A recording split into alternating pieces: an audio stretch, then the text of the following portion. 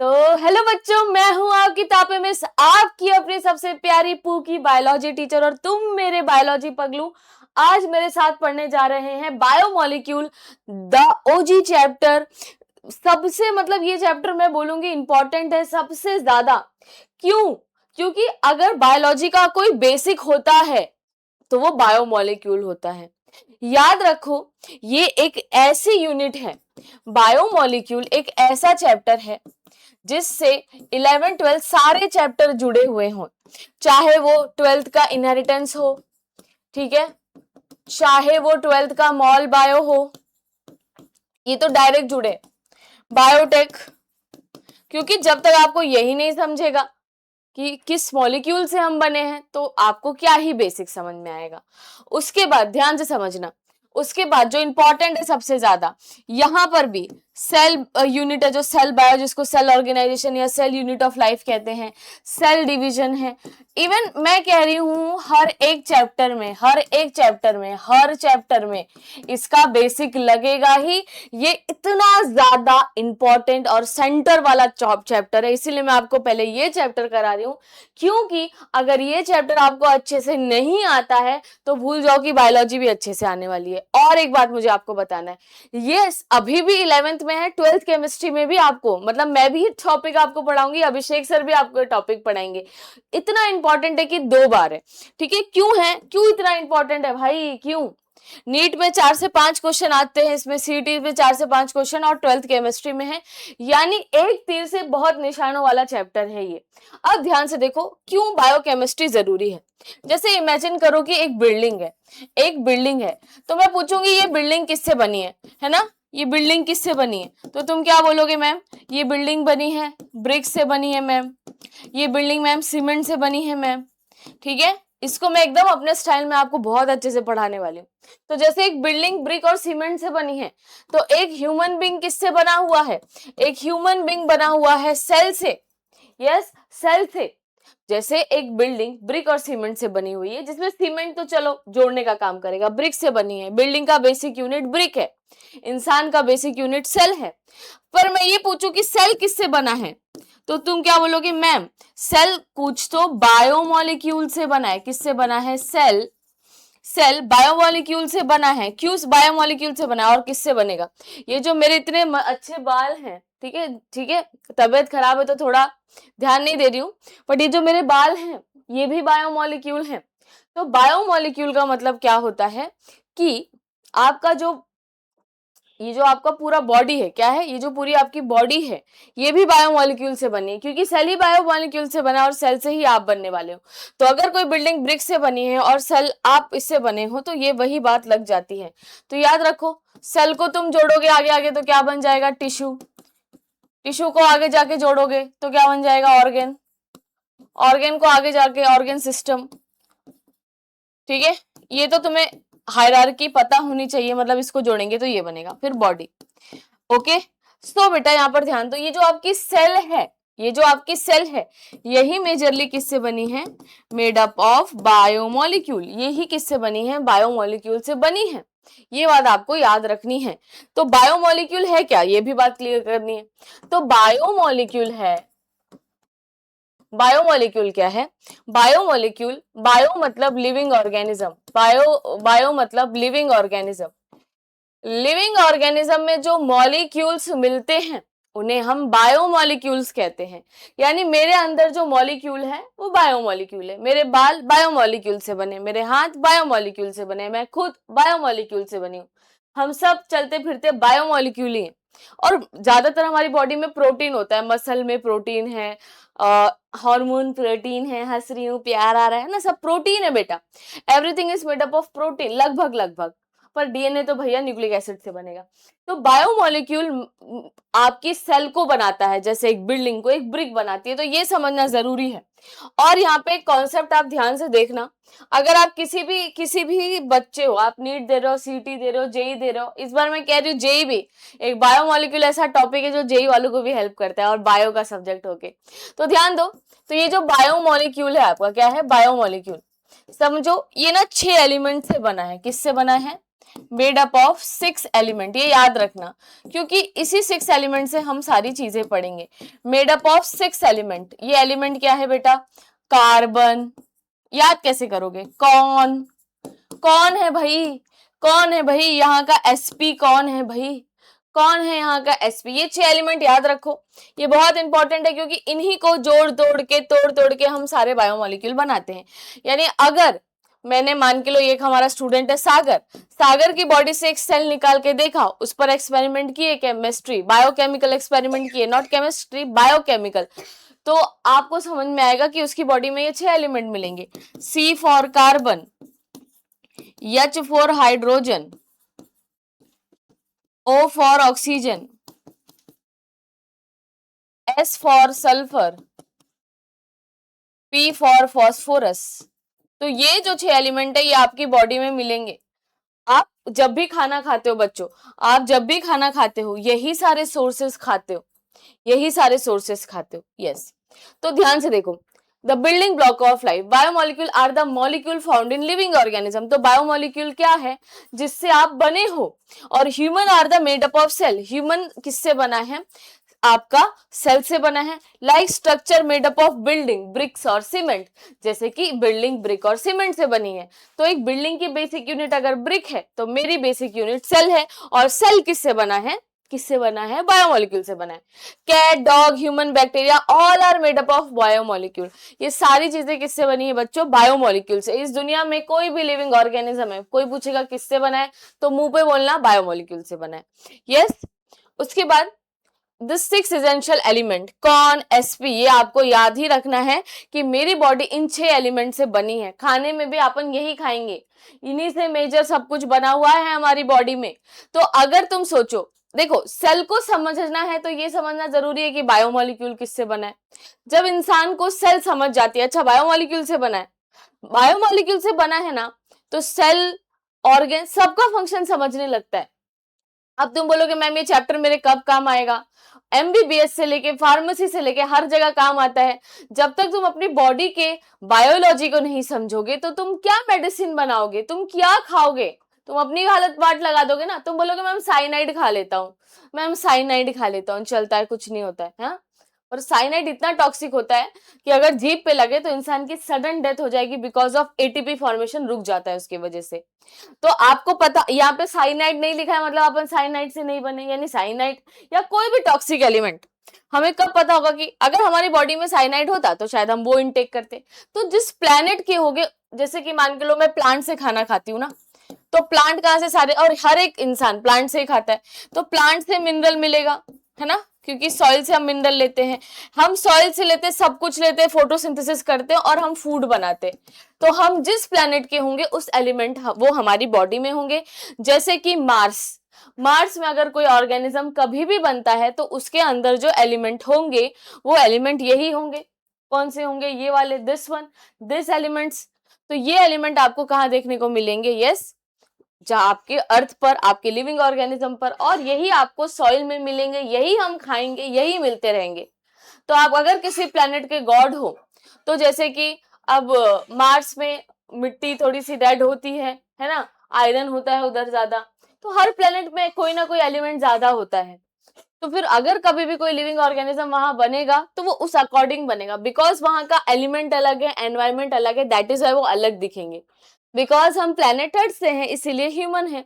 अगर किसी प्लेनेट में हमारे जैसी कंडीशन है तो हाँ, ह्यूमन भी बन सकते हैं। यस, उसके बाद cell composition, organic versus inorganic. अब अभी इस चैप्टर को समझने से पहले ये समझना होता है कि ऑर्गेनिक और इनऑर्गेनिक में फर्क क्या होता है। ऑर्गेनिक मतलब यहाँ पर कार्बन हाइड्रोजन फ्रेंड है, जैसे कि C6H12O6 ग्लूकोज, उसके बाद मीथेन, इथेन। अब यहाँ पर तुम्हें क्या दिख रहा है?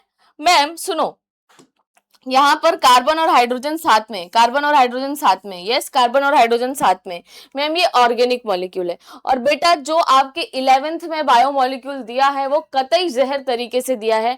अगर आपने अपनी बुक को फॉलो किया तो तुम्हें बिल्कुल समझ में नहीं आएगा, बिल्कुल ही समझ में चैप्टर नहीं आएगा। और ये चैप्टर जान है बायो की, मतलब अगर ये चैप्टर पढ़ते हो तो नए डायमेंशन समझ में आते हैं, नई चीजें समझ में आती हैं।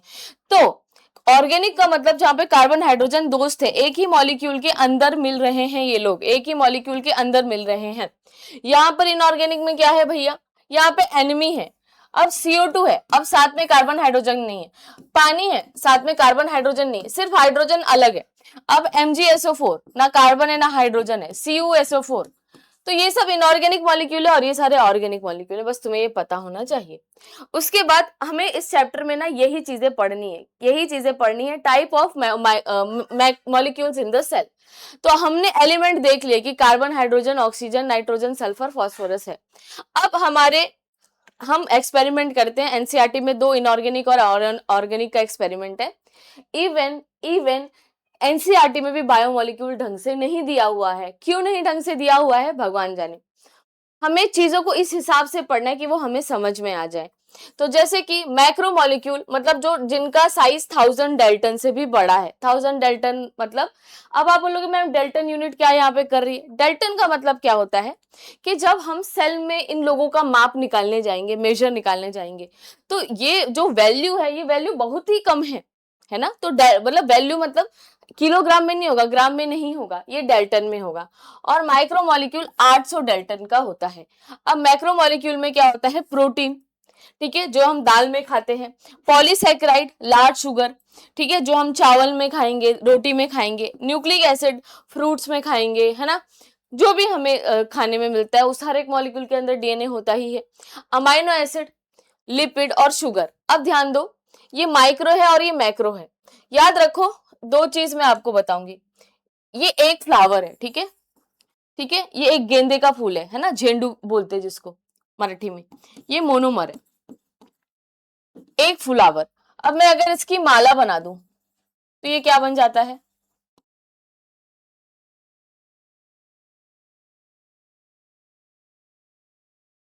ये क्या बन जाएगा बच्चों, पॉलीमर। क्या बन जाएगा, पॉलीमर। ठीक है, तो ध्यान से देखो, मोनोमर, पॉलीमर, एक यूनिट रहेगी तो मोनोमर, उससे ज्यादा यूनिट रहेंगी तो उसको हम क्या बोल देते हैं, पॉलीमर। यस, तो ध्यान से देखो, protein is a monomer, amino sorry protein is a polymer, amino is a monomer. अगर मैंने अमाइनो एसिड की चेन बनाई तो वो ये बना देगा प्रोटीन। ठीक है, फिर शुगर, शुगर एक है, अगर इसकी यूनिट बना दी तो पॉलीसैकेराइड बनेगा। पॉली मतलब ज्यादा, सैकेराइड मतलब शुगर। न्यूक्लिक एसिड क्या है, हमारा डीएनए है, न्यूक्लिक एसिड हमारा डीएनए है। और लिपिड हमारा घी होता है। तो ये खाने की प्लेट में तुम्हें मिलता है कि नहीं, प्रोटीन दाल में मिलता है, पॉलीसैकेराइड शुगर हमें चावल और रोटी में मिल जाता है, लिपिड हमें घी या तेल में मिलता है। अमाइनो एसिड, अगर आपने कुछ प्रोटीन खाया, आपने मूंग वूंग खाया तो अमाइनो एसिड मिल जाएगा। न्यूक्लिक एसिड भी फ्रूट्स और सलाद और जिसमें भी, सब में मिल जाएगा। तो इस तरीके से आपकी खाने की प्लेट भी आपके बायोमोलिक्यूल्स के हिसाब से ही होती है। आप जो मॉलिक्यूल पढ़ रहे हो वो आप खाते हो, तभी तो आप उसको बायोमोलिक्यूल बोल रहे हो। जैसे मान के लो अभी पानी की बोतल वहां पड़ी है, मैं उसको पी नहीं रही हूँ, तब तक वो पानी है। अगर वो मेरी बॉडी में आएगा तो वो बायोमोलिक्यूल बन जाएगा। तो बायोमोलिक्यूल ऐसा ही होता है, आपके खाने पीने में ही होता है, ये बात याद रखो। ठीक है, उसके बाद ध्यान से देखो, अब पॉलीमराइजेशन, एक रहेगा तो मोनोमर, बहुत सारी यूनिट बना दी तो क्या बन जाएगा, पॉलीमर। और ये जो हमारा डीएनए है, डीएनए कहाँ रहता है, न्यूक्लियस में। ठीक है, और तो हमारा जो डीएनए है, अब जो मॉलिक्यूल हमने पढ़े, अब देखते हैं वो सेल में कहाँ है, तो वो डीएनए में होगा। और जो हमारे hormone, lipid and protein structure है, क्या है, लिपिड एंड प्रोटीन स्ट्रक्चर है, वो केमिकल मैसेंजर्स हैं, वो हार्मोन, लिपिड और प्रोटीन के रहेंगे। एनर्जी, एनर्जी हमें किसको तोड़ के मिलेगी, शुगर को तोड़ के हमें एटीपी मिलेगी। ठीक है, शुगर को तोड़ के हमें एटीपी मिलेगी। प्रोटीन और लिपिड से हम हार्मोन बनाते हैं, या हम सेल मेम्ब्रेन भी बना सकते हैं, किससे, प्रोटीन और लिपिड से। सारे मॉलिक्यूल तो लगभग लगभग आपको दिख रहे हैं, शुगर, पॉलीसैकेराइड, डीएनए, सारे तो मॉलिक्यूल्स हैं। ठीक है, तो सेल इसी से डिजाइंड है और हम यही खाते हैं, प्रोटीन खाएंगे, डीएनए खाएंगे, है ना, उस सेंस में खाएंगे, मतलब खाने में। उसके बाद अब डाइवर्सिटी ऑफ लिविंग ऑर्गेनिज्म, तो हमारी बुक में लिखा है कि our planet has a wide diversity of living organism, हमारे पास वाइड डाइवर्सिटी है लिविंग ऑर्गेनिज्म की। Are classified into 2 type, 2 type पे होते हैं, यूनिसेलुलर, मल्टीसेलुलर। यूनिसेलुलर, मल्टीसेलुलर हम सेल वाले चैप्टर में बहुत अच्छे से पढ़ते हैं। ठीक है, यूनिसेलुलर क्या होता है, जो सिंगल सेल से बनेगा, बैक्टीरिया और ईस्ट, और organism consist of many cell, वो मल्टी सेलुलर ऑर्गेनिज्म होंगे, बहुत इजी है, तो बचपन से पढ़ रहे हैं, plant and animal, we are multi cellular, ठीक है। तो the structural unit of cell, cell is the basic structural functional unit of life, ये मैं आपको बता चुकी हूँ कि सेल बेसिक यूनिट से बनी हुई है, ठीक है। सेल कंटेन प्रोटोप्लाज्म, सेल के पास न्यूक्लियस है, सेल के पास साइटोप्लाज्म है, it is equal to protoplasm है। तो प्रोटोप्लाज्म के पास बहुत सारे केमिकल हैं, हमारी सेल में 5000 से ज्यादा केमिकल प्रेजेंट होते हैं, छोटे छोटे अमाउंट में, अलग अलग तरीके के, अलग अलग एंजाइम, अलग अलग ऑर्गेनिज्म में। This chemical molecule present in living organism are called biomolecule. तो जो भी हमारी बॉडी में सेल जिससे बनी है, हम जिससे बने हैं, वो बायोमॉलिक्यूल है। उसके बाद बायोकेमिस्ट्री मींस बायोलॉजिकल केमिस्ट्री, इसीलिए बेटा हम इसको 2 बार पढ़ते हैं। जब भी आप कभी बायोकेमिस्ट्री पढ़ेंगे तो वहां पे बायो और केमिस्ट्री जुड़ जाएगा। अब देखो जैसे अभिषेक सर और मैं बायोकेमिस्ट्री तो है, बायोमॉलिक्यूल ही है, तो biochemistry give us idea about chemistry of living organism. तो बायोकेमिस्ट्री को पढ़ के हमें क्या मिलेगा, हमें ये पता चलेगा कि बॉडी में क्या है, बॉडी की क्या केमिस्ट्री है ना, बॉडी को किस केमिकल की जरूरत है, molecular basis of change in occurring in plant animal. और मुझे ये भी पता चल जाए, मान के लो क्या चेंजेस हो रहे हैं और कौन से ऐसे केमिकल है जो प्लांट एनिमल में है और वो बहुत जरूरी है वो, है ना। उसके बाद biochemistry help in understanding, biological process समझने में हेल्प होती है। जब तक आपको पता ही नहीं होगा बायोमॉलिक्यूल क्या है तो उसका प्रोसेस समझना मुश्किल हो जाएगा। Communication with in cell, cell में क्या कम्युनिकेशन हो रहा है, सेल के बीच में क्या कम्युनिकेशन हो रहा है, ये हम थोड़ा 12th में डिटेल में पढ़ेंगे। केमिकल बेसिस ऑफ इनहेरिटेंस, ये भी सब 12th के चैप्टर के नाम है। केमिकल बेसिस मतलब जो मेरे को मम्मी पापा से कैरेक्टर मिल रहा है, एट द एंड डीएनए ही मिल रहा है ना, और डीएनए को मैंने बायोमॉलिक्यूल में लिया था कि नहीं लिया था।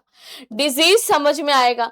अब डिजीज भी कोई ना कोई मॉलिक्यूल्स की खराबी या कोई वायरस आ जा रहा है अलग मॉलिक्यूल अपना लेके, एट द एंड ये बायोमॉलिक्यूल में आप सब कवर कर लेते हो, सब। दादा है ये बायो का, पापा नहीं है, इसको दादा कहते हैं। ये बेस है, ये सेंटर है, एपी सेंटर है ब्रो, ये सब कुछ है बायो के लिए। तो केमिकल एनालिसिस में और भी मॉलिक्यूल हमारे सामने आते हैं। तो living organism show common element, carbon, hydrogen, nitrogen, oxygen, calcium, phosphorus, magnesium, यानी कैल्शियम और मैग्नीशियम में हमें अच्छी मात्रा में मिलता है हमारी बॉडी में, ठीक है। पर कौन एसपी सबसे ज्यादा प्रोमिनेंट है, ठीक है, कैल्शियम और मैग्नीशियम, उसके बाद है अदर एलिमेंट आल्सो प्रेजेंट है, पर ये स्पेसिफिक अमाउंट में होते हैं। कौन एसपी सबसे प्रोमिनेंट है, उसके बाद कैल्शियम और मैग्नीशियम ऐड कर लेना। अब macromolecule in living organism, chemically all living organism contain 3 type of macromolecule. This small unit called monomer, ये बेटा मोनोमर है, ये बहुत सारी बॉल है।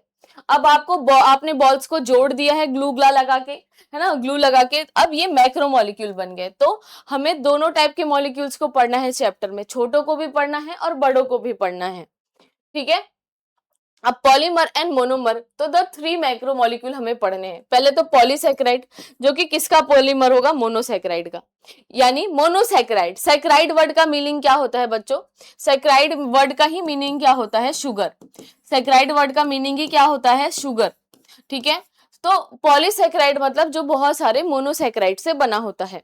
उसके बाद polypeptide are polymer of amino acid. तो पॉलीपेप्टाइड क्या है, अमाइनो एसिड का क्या है, पॉलीपेप्टाइड है। तो प्रोटीन क्या है, अमाइनो एसिड का चेन है। पॉलीपेप्टाइड क्या है, अमाइनो एसिड की चेन है। पॉलीन्यूक्लियोटाइड पॉलीमर्स ऑफ न्यूक्लियोटाइड है। तो पॉलीन्यूक्लियोटाइड क्या होता है, जब आपका जो न्यूक्लिक एसिड होता है वो डीएनए, वो न्यूक्लियोटाइड से बना है। जैसे कि झेंडू के फूल की माला झेंडू से बनी है, गुलाब के फूल की माला गुलाब से बनी है, इजी। सनफ्लावर की माला सनफ्लावर से बनी है, ठीक है। अभी ऐसे एग्जांपल दे रही हूँ। तो पॉलीसैकेराइड मोनोसैकेराइड का यूनिट है, पॉलीपेप्टाइड अमाइनो एसिड यूनिट है। अमाइनो एसिड जोड़ दोगे प्रोटीन बन जाएगा, मोनोसैकेराइड जोड़ोगे पॉली बन जाएगा, और न्यूक्लियोटाइड जोड़ोगे तो पॉलीन्यूक्लियोटाइड बन जाएगा। तो ये आपको याद रखना है, मैंने आपको पहले ही बता दिया था। पर इनमें से लिपिड बहुत डिफरेंट है। लिपिड को क्या समझोगे, जो घर में तेल मिलता है, जो घर में घी मिलता है, भैया यही है ये, डिफरेंट फ्रॉम मैक्रोमोलिक्यूल।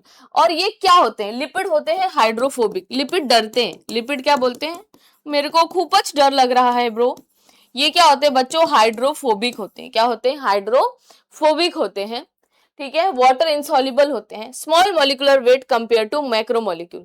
तो ये जो हमारा लिपिड होता है, क्या होता है बच्चों, जो हमारा लिपिड होता है पानी में इनसॉल्युबल होता है, पानी में इनसॉल्युबल होता है, और स्मॉल मॉलिक्यूलर वेट होता है कंपेयर टू मैक्रो मॉलिक्यूल, है ना। तो वाटर इनसॉल्युबल होता है, पानी से हाइड्रोफोबिक है, डरता है, स्मॉल मॉलिक्यूलर वेट है, बट ना लिपिड को जुड़ने की आदत है, इसके बीच में एक बॉन्ड मिलता है हमें, हाइड्रोफोबिक बॉन्ड। तो तुम देखोगे अगर तुम चाहे पानी में तेल को कितनी भी मिलाने की कोशिश करो, वो वापस एक साथ जुड़ जाएगा, और जब वो वापस एक साथ जुड़ जाता है तो वो एक साथ बड़ा स्ट्रक्चर बना लेता है। यस। अब अमाइनो एसिड से हम सारी चीजें चालू करेंगे। अमाइनो एसिड एक खास मॉलिक्यूल है। अगर अब आपसे कोई बोले कि भैया अमाइनो एसिड क्या है, तो याद रखो अमाइनो एसिड से ही आप बने हो। अमाइनो एसिड की चेन क्या है, कमेंट सेक्शन में बता देना। यस, अमाइनो एसिड की चेन क्या है? यस, अमाइनो एसिड की चेन आपका क्या है? प्रोटीन है। क्या है अमाइनो एसिड का चेन? आपका प्रोटीन है। क्या है बच्चों? अमाइनो एसिड की चेन क्या है? प्रोटीन है। अमाइनो एसिड की चेन क्या है? प्रोटीन है। अमाइनो एसिड की चेन क्या है? प्रोटीन है। बोलो मेरे साथ, अमाइनो एसिड की चेन क्या है? प्रोटीन है। तो ये एक अमाइनो एसिड का मॉलिक्यूल है, ठीक है। आपके बुक में ये दिया नहीं है, पर आपको ये समझना जरूरी है। ये कार्बोक्सिलिक एसिड है। ये क्या है बेटा?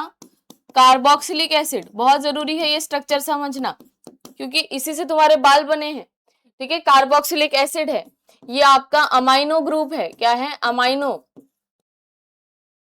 फिर ये अमाइनो ग्रुप जो आपका है बच्चों, ये जो आपका अमाइनो ग्रुप है, ये अमाइनो ग्रुप कैसा है आपका? बेसिक नेचर में है। और ये कार्बोक्सिलिक ग्रुप कैसा नेचर का है? एसिडिक नेचर का है। क्या है? एसिडिक नेचर का। इस आर को मैं वेरिएबल ग्रुप बोलती हूँ। क्यों मैं इसको वेरिएबल ग्रुप बोलती हूँ? बेटा जो भी मैं यहाँ पे ऐड करूंगी वो अमाइनो एसिड का नेचर हो जाएगा। अगर मैं यहाँ पर मेरे प्यारे बच्चों कार्बोक्सिलिक एसिड ऐड कर दूं, मान के लो, तो इसका पूरा नेचर कैसा हो जाएगा? एसिडिक, ठीक है। अगर मैं यहाँ पर ये जोड़ दूं तो ये पूरा हो जाएगा बेसिक। और अगर मैं यहाँ पे अल्कोहल जोड़ दूं तो पूरा नेचर अल्कोहलिक। अल्कोहल का नेचर कैसा होता है? वाटर सॉल्युबल होता है, तो पूरा नेचर वाटर सॉल्युबल हो जाएगा। तो ये आर ग्रुप के यहाँ पर अपन कुछ भी लगा सकते हैं। तो अमाइनो एसिड का बेसिक स्ट्रक्चर कुछ इस तरीके से होता है, अमाइनो ग्रुप, है ना, और आपका कार्बोक्सिलिक ग्रुप। तो इसके पास बेसिक ग्रुप भी है, एसिडिक ग्रुप भी एक साथ है, सोचो, है ना। तो अमाइनो एसिड बहुत ही खास मॉलिक्यूल है। एक तो ये आपकी बॉडी में है, 20 टाइप का है आपकी बॉडी में, 100 टाइप का नेचर में प्रेजेंट है, पर 20 आपकी बॉडी में है। और ये एक माइक्रो मॉलिक्यूल है। माइक्रो मॉलिक्यूल मतलब छोटा मॉलिक्यूल है। मास इसका 800 डाल्टन से कम होता है, और ये सब्स्टिट्यूटेड मीथेन है, ठीक है। कुछ चीजें हैं जो आपको लगेंगी थोड़ी सी अलग है, पर आप किसी भी कोई भी एग्जाम दे रहे होगे ना, अगर आप ये मेरा वीडियो देखोगे तो वो क्लियर हो जाएगा, क्योंकि सारी चीजें मैं कवर कर रही हूँ, ठीक है। तो यहाँ पर ये आपका कार्बन है। तो सब्स्टिट्यूटेड मीथेन क्यों बोला है? क्योंकि अगर तुम देखो, अभी मैंने बताया यहाँ पर NH2 है, यहाँ पे COH है, यहाँ पे H है, यहाँ पे R है। तुम यही इसके बदले H के बदले तुम ये लगा दो, फिर ये वाले H के बदले तुम ये लगा दो, फिर ये वाले H के बदले में तुम ये लगा दो, फिर ये वाला H तो यही वाला H। तो ऐसा लगता है कि मीथेन में कुछ ना कुछ सब्स्टिट्यूट किया है और उसकी जगह पर ये लगा दिया है। यस।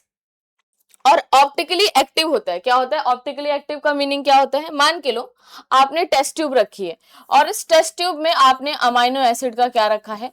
अमाइनो एसिड का शरबत है। अमाइनो एसिड का शरबत है। क्या है? शरबत है खास। अमाइनो एसिड का मान के लो सोल्यूशन है। अब उस सोल्यूशन में आपने क्या किया? अब उस सोल्यूशन से आपने ये भेजा, क्या भेजा? लाइट भेजा। क्या भेजा? लाइट भेजा, ठीक है। अब उस सोल्यूशन में आपने लाइट भेजा, तो लाइट सीधी यहाँ पे जाती है और टकरा जाती है। अब अमाइनो एसिड से टकरा जाएगी और टकरा के मुड़ जाएगी। अगर कोई अंदर सोल्यूशन है और वो लाइट को इस तरीके से मोड़ दे रहा है, तो वो ऑप्टिकली एक्टिव हो जाता है। जैसे कि आप बहुत फिजिकली एक्टिव हो, तो आप अच्छे से दौड़ोगे, भागोगे, अच्छे से एक्सरसाइज करोगे, तो तब आप फिजिकल एक्टिव हो जाते हो। और अगर आप किसी लाइट को कोई बेंड कर सके, इफ लाइट को कोई बेंड कर सके, कोई मॉलिक्यूल अगर लाइट को बेंड कर सके, तो हम उसको क्या बोलेंगे? ऑप्टिकली एक्टिव बोलेंगे। क्या बोलेंगे बच्चों? उसको हम ऑप्टिकली एक्टिव बोलेंगे, क्योंकि अमाइनो एसिड का सोल्यूशन लाइट को बेंड कर रहा है। यस, ये लाइट को बेंड कर दे रहा है, तो ये क्या बोलोगे आप इसको? Optically active. और दो डायरेक्शन में ये करने की कोशिश करता है। अगर ये क्लॉकवाइज जा रहा है तो इसको हम लोग क्या बोलते हैं? डेक्सोरोटेटरी, और ये एंटी क्लॉकवाइज आएगा तो क्या बोलेंगे इसको, लीवो रोटेटरी। तो ये ध्यान से देख लो कि भैया लाइट गई, घूम गई, इस साइड भी घूम सकती, इस साइड भी घूम सकती, तो ये ऑप्टिकली एक्टिव है। जो भी लाइट को घुमा दे, आप जो भी मॉलिक्यूल लाइट को घुमा देगा वो ऑप्टिकली एक्टिव हो जाता है। यस। उसके बाद हम समझेंगे कि अमाइनो एसिड का बेसिक ग्रुप है, ये अमाइनो एसिड का एसिडिक ग्रुप है, और ये वेरिएबल ग्रुप है जो बार बार बार बार बदलता रहता है। जो भी यहाँ पर आएगा अमाइनो एसिड का नेचर हो जाएगा। जैसे कि आपने घर पे चावल लिया, खीर बना दी तो मीठा बन गया, बिरयानी बनाई तो नमकीन बन गया, है ना। और मीथेन के हर चीज को सब्स्टिट्यूट करके इसको बनाया गया है। और ऐसे 20 टाइप के अमाइनो एसिड आपकी बॉडी में है, नेचर में तो 100 है। ओके। और अगर आपकी ये लाइट को घुमा दे तो ये ऑप्टिकली एक्टिव कहलाएगा। और ये लाइट को क्यों घुमा पाता है, क्योंकि कार्बन 4 अलग ग्रुप से जुड़ा हुआ है। अगर आपका कार्बन का जो वैलेंसी 4 है वो एक्स, वाई, जेड, डब्ल्यू अलग अलग 4 जगहों से जुड़ा हुआ है, तो उसको हम क्या कहते हैं, ये कार्बन कैसा है, this carbon is called chiral carbon. This carbon is called as chiral, chiral, chiral carbon. Carbon light को घुमा देना, यस, लाइट को घुमा देता है ये, इस तरीके का ये मॉलिक्यूल है। ओके। उसके बाद हम ज्यूटर आयन के बारे में पढ़ते हैं। अब ज्यूटर आयन को इतना इजी बताऊंगी ना तुम पागल हो जाओगे। ध्यान से देखो ज्यूटर आयन क्या होता है। तो देखो हमने 3 ऐसे सैंपल लिए हैं। क्या लिए हैं, 3 ऐसे सैंपल लिए हुए हैं, ठीक है। अब इन 3 सैंपल में ध्यान से देखना, ध्यान से देखना, यहां पर NH2 COH है, ठीक है। अब ध्यान से देखो, तीनों जगह पर अमाइनो एसिड ही मैं बनाऊंगी। ज्यूटर आयन समझो कि अमाइनो एसिड अलग पीएच पर कैसे वर्क करते हैं, ठीक है।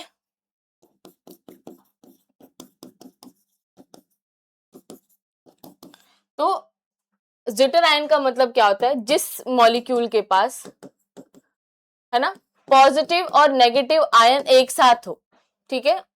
जैसे कि एम्फोटेरिक आयन, दोनों चार्जेस एक साथ होने चाहिए, ठीक है।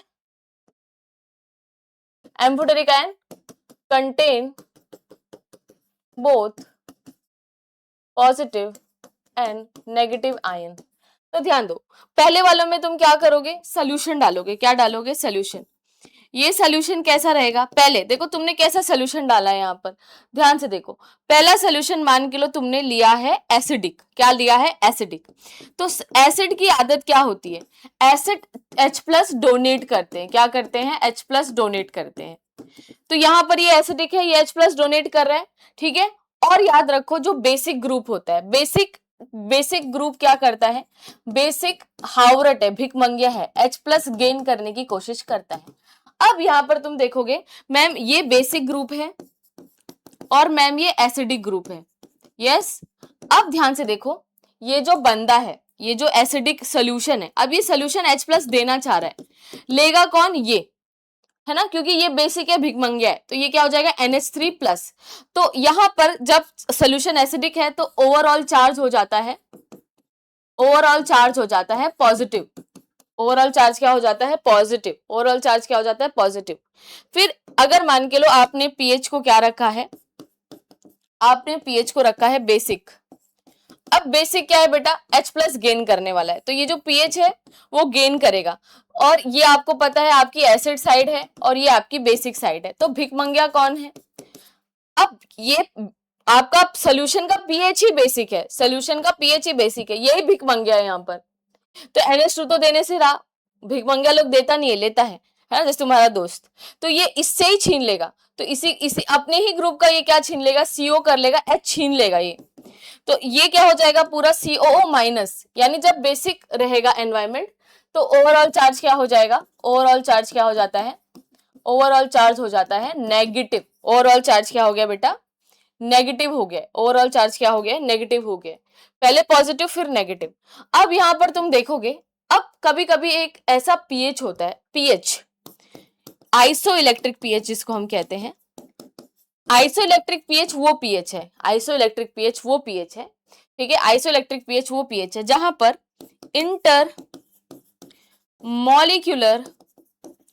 इंटरमॉलिक्यूलर एक्सचेंज होता है। क्या होता है, इंटरमॉलिक्यूलर एक्सचेंज। अब आप बोलोगे मैम इंटरमॉलिक्यूलर एक्सचेंज क्या है? यस, इंटरमॉलिक्यूलर एक्सचेंज क्या है पूछोगे ना, पूछोगे तो सही। तो इंटरमॉलिक्यूलर एक्सचेंज में क्या होता है कि ये जो आपका COH है ये अपना H प्लस इसको दे देगा। ये एक ऐसा मतलब पसंदीदा पीएच है जहां पर ये लोग ना अपने ही जैसे मान के लो पापा बहुत खुश है, आज घर पे पापा ने सबको पैसे दे दिए, अपने घर में दिए ना, बाहर किसी को नहीं दिए। तो एक ऐसा पीएच होता है जहां पर COH अपना H इसको दे देगा, तो ये NH3 प्लस हो जाएगा और ये क्या हो जाएगा CO माइनस हो जाएगा। ये क्या हो जाएगा बच्चों? COO माइनस हो जाएगा। तो एक वक्त एक ऐसा पीएच आता है और वो सब 20 अमाइनो एसिड का डिफरेंट होता है। इस पीएच पर इंटरमॉलिक्यूलर एक्सचेंज होता है और एक साथ पॉजिटिव और नेगेटिव होते हैं। तो एट आइसोइलेक्ट्रिक पीएच, कब? Isoelectric pH amino acid contain both positive and negative ion. एक वक्त ऐसा होता है कि भैया इसके पास दोनों होता है, और जब इसके पास दोनों आयन होता है तो ये कैसा होता है? और बेटा इस चैप्टर को अच्छे से करो, ये सीटी में भी है। तो बोथ ये आइसोइलेक्ट्रिक पीएच है, इसके पास दोनों नेगेटिव और पॉजिटिव दोनों आयन है। तो नेगेटिव और पॉजिटिव दोनों आयन होने की वजह से ये ज्यूटर आयन कहलाता है। ज्यूटर आयन का मतलब ही वही होता है ना कि दोनों चार्जेस है। तो हर एक पीएच पे हर एक, वही तो अमीनो एसिड का एक बेहतरीन आइसोइलेक्ट्रिक पीएच होता है जहां पर वो एक्सचेंज कर लेता है, दोनों चार्जेस रखता है। तो molecule containing both positive and negative ion simultaneously is known as zwitter ion. ठीक है, तो ये आपको प्रॉपर तरीके से मुझे लगता है समझ गया है। कोई भी डाउट रहेगा तो कमेंट सेक्शन में पूछ सकते हो। फिर पीएच बिहेवियर ऐसा हमें दिखाई देता है, पहले केस में पॉजिटिव दिखा रहा है, ठीक है, दूसरे केस में नेगेटिव दिखा रहा है, तीसरे केस में नेगेटिव दिखा रहा है और इस केस में दोनों दिखा रहा है ना। तो यही क्या है आपका, इसको आप क्या बोलोगे? इसका एक आइसोइलेक्ट्रिक पीएच है। अब अमाइनो एसिड इतना ही इजी होता है, ठीक है। अब मान के लो बिल्डिंग प्रोटीन, बस आपको अमाइनो एसिड को जोड़ते जाना है। क्या करना है? अमाइनो एसिड को जोड़ते जाना है with the peptide bond. Many amino acid combine to form a protein. बहुत सारे अमाइनो एसिड जोड़ोगे तो क्या बन जाता है? प्रोटीन बन जाता है। और मैंने बेटा ऐसे ही यूनिट बनाई है, पहले मैं आपको अमाइनो एसिड सिखाती हूँ, फिर मैं आपको प्रोटीन सिखाती हूँ, फिर मैं आपको एंजाइम सिखाती हूँ, फिर मैं कार्ब, न्यूक्लिक एसिड और लिपिड, मैं एक लाइन से समझाती हूँ। क्योंकि अमाइनो एसिड समझ गया, ये अमाइनो एसिड को समझाना जरूरी है। बुक में कोई चीज थोड़ी बहुत नहीं है, पर ये चैप्टर का बेसिक इज मोर इंपॉर्टेंट, क्योंकि ये सीईटी में है, हर एक जगह है भाई। ये पीसीएम में भी है, पीसीबी में भी है। और बच्चों को नहीं समझता, जो बायो वाले नहीं होते ना, उनको 12th केमिस्ट्री का बायोमोलिक्यूल समझता नहीं है। ठीक है, अब ध्यान दो, अगर दो अमाइनो एसिड जोड़ू मैं तो कैसे बन जाए प्रोटीन का बॉन्ड? ध्यान से देखो, तो ये COH है, तो हम अब इसको ऐसे लिख देते हैं, ठीक है, ये COH है, ठीक है, या ऐसे भी लिख सकते हैं, ऐसे भी लिख सकते हैं ना, हाँ मैम लिख सकते हैं। और यहां पर देखो,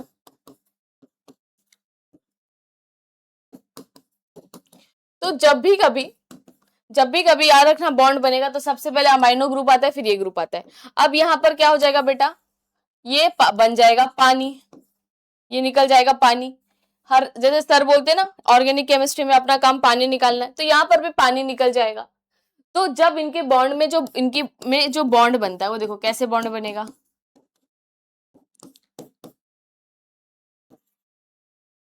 ठीक है, तो ये आप इसको O को नीचे ले आओ, ये OH तो चला गया, फिर क्या बचा? देखो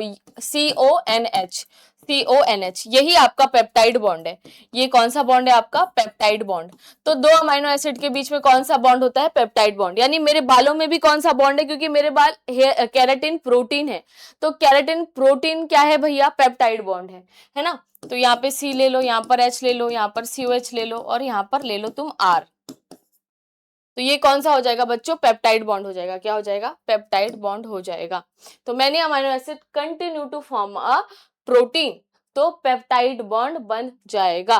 समझ में आया? ये दोनों जुड़ा, पेप्टाइड बॉन्ड बना। ठीक है, उसके बाद पेप्टाइड बॉन्ड डिहाइड्रेशन सिंथेसिस, तो यही है कि ये लोग कौन सा बॉन्ड बनाते हैं? पेप्टाइड बॉन्ड, बस यही है। ठीक है, उसके बाद हम पढ़ेंगे कि कितने स्ट्रक्चर होते हैं हमारे प्रोटीन के। यस, कितने स्ट्रक्चर होते हैं, तो पहले उससे पढ़ लेते हैं कि क्या क्या प्रोटीन के बारे में भी है, फिर उसके बाद हम सारे स्ट्रक्चर्स भी पढ़ लेंगे। तो ध्यान से देखो, ठीक है, मैं सारे स्ट्रक्चर खुद ही ड्रॉ करके बताऊंगी।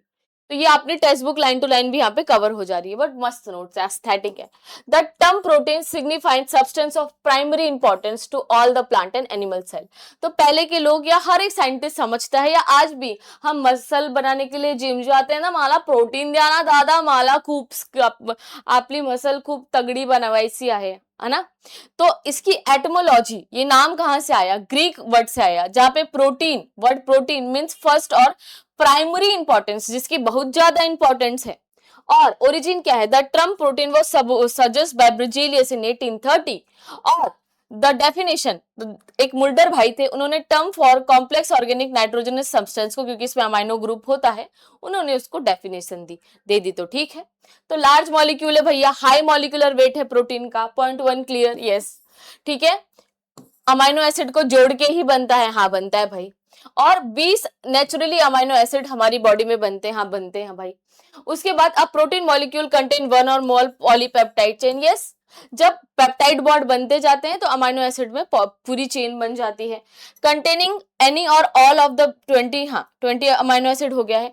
The number of amino acid of the protein ranges from 100 to 3000। अब मेरे बाल इतने बड़े हैं तो मेरे पास तो अच्छी खासी रेंज में अमाइनो एसिड होंगे मेरे बालों के अंदर, है ना, बाल बड़े हैं, नजर मत लगाना, ठीक है।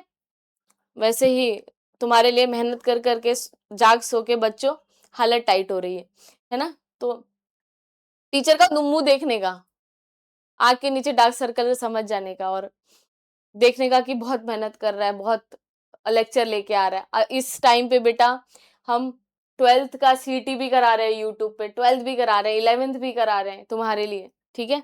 ये चैप्टर अच्छे से देखो, बहुत इंपॉर्टेंट है ये चैप्टर। उसके बाद polypeptide chain are formed when carboxylic end amino group से लुक टुगेदर। तो हमने देखा था कि अमाइनो एसिड और ये जुड़ता है तो पेप्टाइड बॉन्ड बनता है, जिसको हम क्या कहते हैं, CONH, है ना।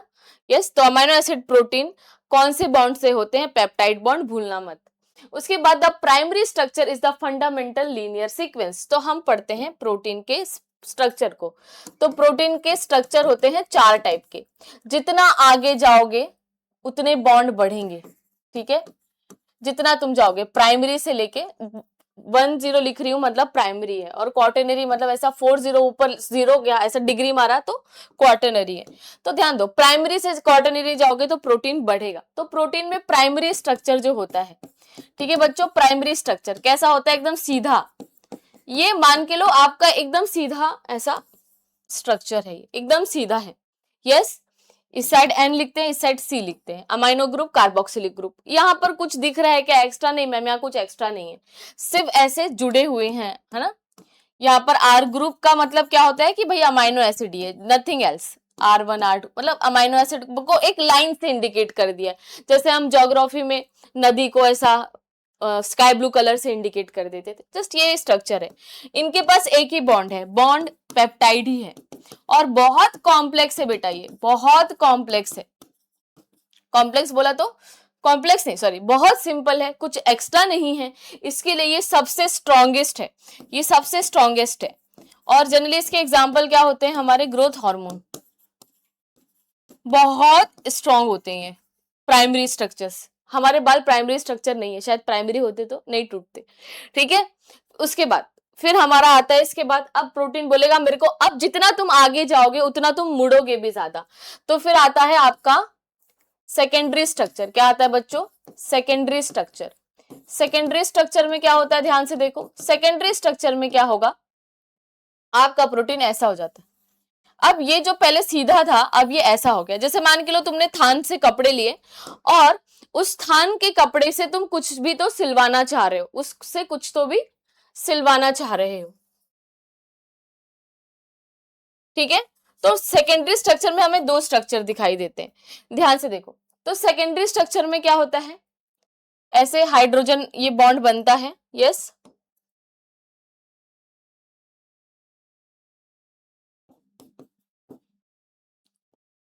ठीक है, तो hydrogen bond parallel to axis बनते हैं। तो जब यहां तो सिर्फ पेप्टाइड बॉन्ड था तो स्ट्रक्चर सीधा था, अब यहाँ हाइड्रोजन बनने से ये हेलिक्स बना रहा है, ये अल्फा हेलिक्स है, ये अल्फा हेलिक्स है ना। इससे हमारे बाल बनते हैं, केराटिन। और ये बीटा स्लिट, यहाँ पर ये भी, यहाँ पे भी हाइड्रोजन बॉन्ड है पर इनकी पोजिशनिंग अलग है। तो ये बीटा शीट है, ये क्या है, बीटा शीट। इसका एग्जाम्पल क्या है, सिल्क, सिल्क इसका एग्जाम्पल है। अब बेटा अल्फा हेलिक्स हमें हेयर्स में दिखते हैं, keratin hairs, and beta sheet हमें सिल्क में दिखता है। तो अगर बॉन्ड की बात करें तो यहाँ पे पेप्टाइड बॉन्ड तो है, क्योंकि बाय डिफॉल्ट प्रोटीन है तो पेप्टाइड बॉन्ड तो फॉर श्योर होगा ही। और साथ में दूसरा एक बॉन्ड यहाँ पर हमें एक्स्ट्रा देखने को मिलता है, वो है हाइड्रोजन बॉन्ड। तो मैंने क्या बोला था, हम जैसे आगे जाएंगे बॉन्ड्स बढ़ते जाते हैं। तो सीधा स्ट्रक्चर है ग्रोथ हार्मोन का। उसके बाद मैं आपको बताती हूँ अब टर्शरी स्ट्रक्चर। अब ये क्या है आपका टर्शरी स्ट्रक्चर, जिसको मैं ऐसा भी लिख सकती हूँ, टर्शरी स्ट्रक्चर है। टर्शरी में देखो ये क्या है बच्चों, अल्फा हेलिक्स है। ओके, ये क्या है आपका, ये क्या है बेटा आपका बीटा शीट है। क्या है, बीटा शीट है। यस, ये आपका क्या है बच्चों, बीटा शीट है। तो जब हम इसको ड्रॉ करना चाहेंगे तो ये कैसा दिखेगा, ड्रॉ करूंगी तो, है ना। तो अल्फा हेलिक्स ड्रॉ कर रहे हैं तो ऐसा करो, ऐसा कर रहे हैं तो ऐसा करो, ये इनका मिक्सचर ही होता है टर्शरी। बस दोनों ड्रॉ कर लो। अब तुम देख रहे हो कि ये स्ट्रक्चर बहुत घूम गया है, और सच में ऐसे बहुत घूम जाता है। तो इनके बीच में हाइड्रोजन बॉन्ड भी दिखेगा, डाइसल्फाइड बॉन्ड भी दिखेगा, पेप्टाइड बॉन्ड तो भी है, वंडर वॉल इंटरेक्शन, सारे बॉन्ड मिलेंगे, हर एक बॉन्ड यहाँ पे आपको देखने को मिलेगा। यहाँ दोनों स्ट्रक्चर जुड़ जाएंगे। और इसका एग्जाम्पल जनरली क्या होता है, एंजाइम होता है। सारे एंजाइम, एंजाइम हम पढ़ने वाले हैं यहाँ पर। एंजाइम देखो, जब भी हम खाना खाते हैं डाइजेस्ट कौन करते हैं, एंजाइम करते हैं। यस, तो इसके जो बॉन्ड होंगे वो कौन से बॉन्ड होंगे, यस इसके जो बॉन्ड होंगे कौन से बॉन्ड होंगे, हाइड्रोजन बॉन्ड, हाइड्रोफोबिक बॉन्ड, ठीक है, हाइड्रोफोबिक बॉन्ड भी होते हैं। डाइसल्फाइड बॉन्ड, आप बोलोगे मैम डाइसल्फाइड बॉन्ड क्या होता है, बेटा ये बहुत स्ट्रॉन्गेस्ट बॉन्ड है बायोलॉजी में।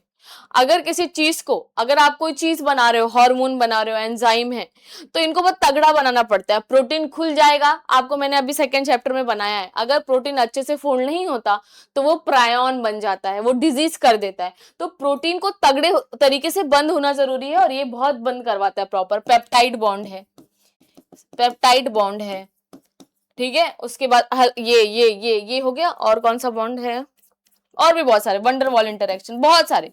यही सारे बॉन्ड अब आगे भी आने वाले हैं, तो मैं लिख दूंगी सेम एज टर्शरी, या मैं इसको, ये सेम ही रहेगा, ठीक है, या मैं यहीं पे बना लेती हूँ, ठीक है। अब ध्यान से देखो, अब क्वाटरनरी स्ट्रक्चर क्या है बेटा, क्वाटरनरी स्ट्रक्चर। अब क्वाटरनरी स्ट्रक्चर में क्वाटरनरी स्ट्रक्चर में क्या होगा, यस क्वाटरनरी स्ट्रक्चर में क्या होगा, ये टर्शरी मॉलिक्यूल है ना, तुम इसको ऐसा बना दो, ये टर्शरी, ये टर्शरी, ये भी टर्शरी, ये भी टर्शरी, 4 स्ट्रक्चर बन गए। ये तीन, ये टर्शरी को मैंने बस जलेबी जैसा बना दिया है। तो ये जब चार टर्शरी एक साथ मिल जाए तो वो क्वाटरनरी स्ट्रक्चर बना देते हैं। बॉन्ड यही आएगा सेम, कुछ भी नहीं। और इसका एग्जाम्पल हीमोग्लोबिन है। क्या है, हीमोग्लोबिन। हीमोग्लोबिन में ऐसे 4 यूनिट लगते हैं, 2 अल्फा की यूनिट और 2 बीटा की यूनिट। तो इस तरीके से इतना बड़ा मॉलिक्यूल बन जाता है, और सेम बॉन्ड होता है। पर याद रखो जो टर्शरी मॉलिक्यूल है वो बहुत ज्यादा, एंजाइम्स जो होते हैं ना बहुत ज्यादा डेलिकेट होते हैं। मला खूपच थंडी लगते, मला खूपच गर्मी लगते, मला खूपच प्रॉब्लम होते यार, काय ग, है ना। आज पता नहीं लैंग्वेज पे कमांड आ रहा है मेरा पहली बार, ओ चलो ध्यान दो। तो ये एंजाइम है, और ये क्या है, क्वाटरनरी स्ट्रक्चर है। तो एंजाइम में क्या होता है, बॉन्ड होते हैं। क्वाटरनरी मध्ये काय होता, इधर भी बॉन्ड है, इधर भी बॉन्ड है, पर ये बहुत ये होते हैं, डेलिकेट होते हैं। क्योंकि बेटा जैसे मान के लो तुमने एक कपड़ा बनवाया, उसमें बहुत सारे अच्छे से धागे वागे लगा के सुंदर एकदम कपड़ा अपना बनाया।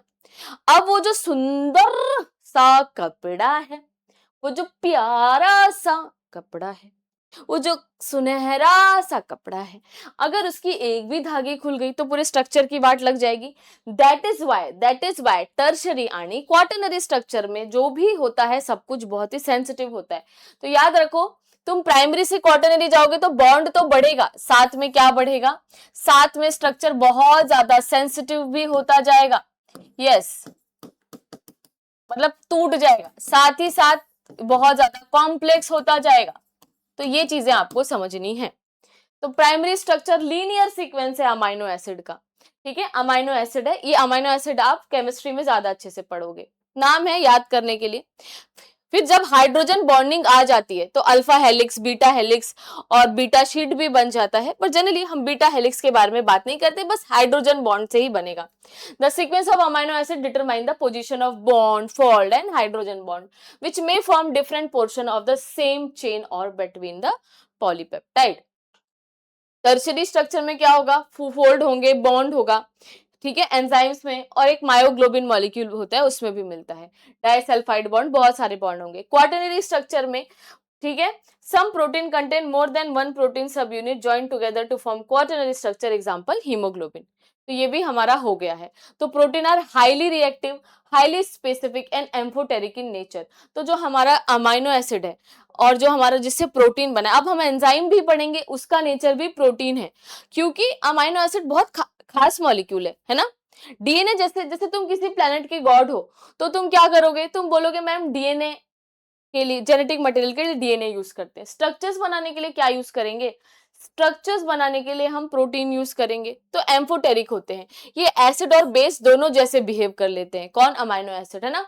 तो प्रोटीन का बिहेवियर डिपेंड होता है पीएच पर, आइसोइलेक्ट्रिक पीएच पर, दोनों इनके पास चार्जेस हमें देखने को मिलते हैं।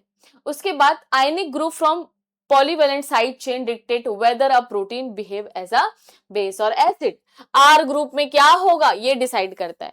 तो जैसे कि अगर मान के लो तुम्हारे पास, मैंने ये बनाया ना, यहाँ पर NH2 ग्रुप है, यहाँ पे C, यहाँ पर COH, यहाँ पे H, यहाँ पर R।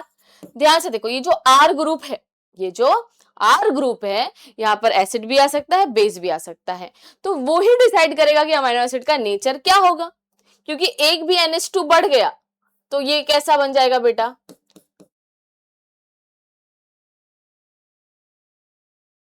ठीक है, ये कैसा बन जाएगा, अगर एक भी NH2 आ गया तो ये बेसिक हो जाएगा, अगर एक भी COH आया तो ये एसिडिक हो जाएगा।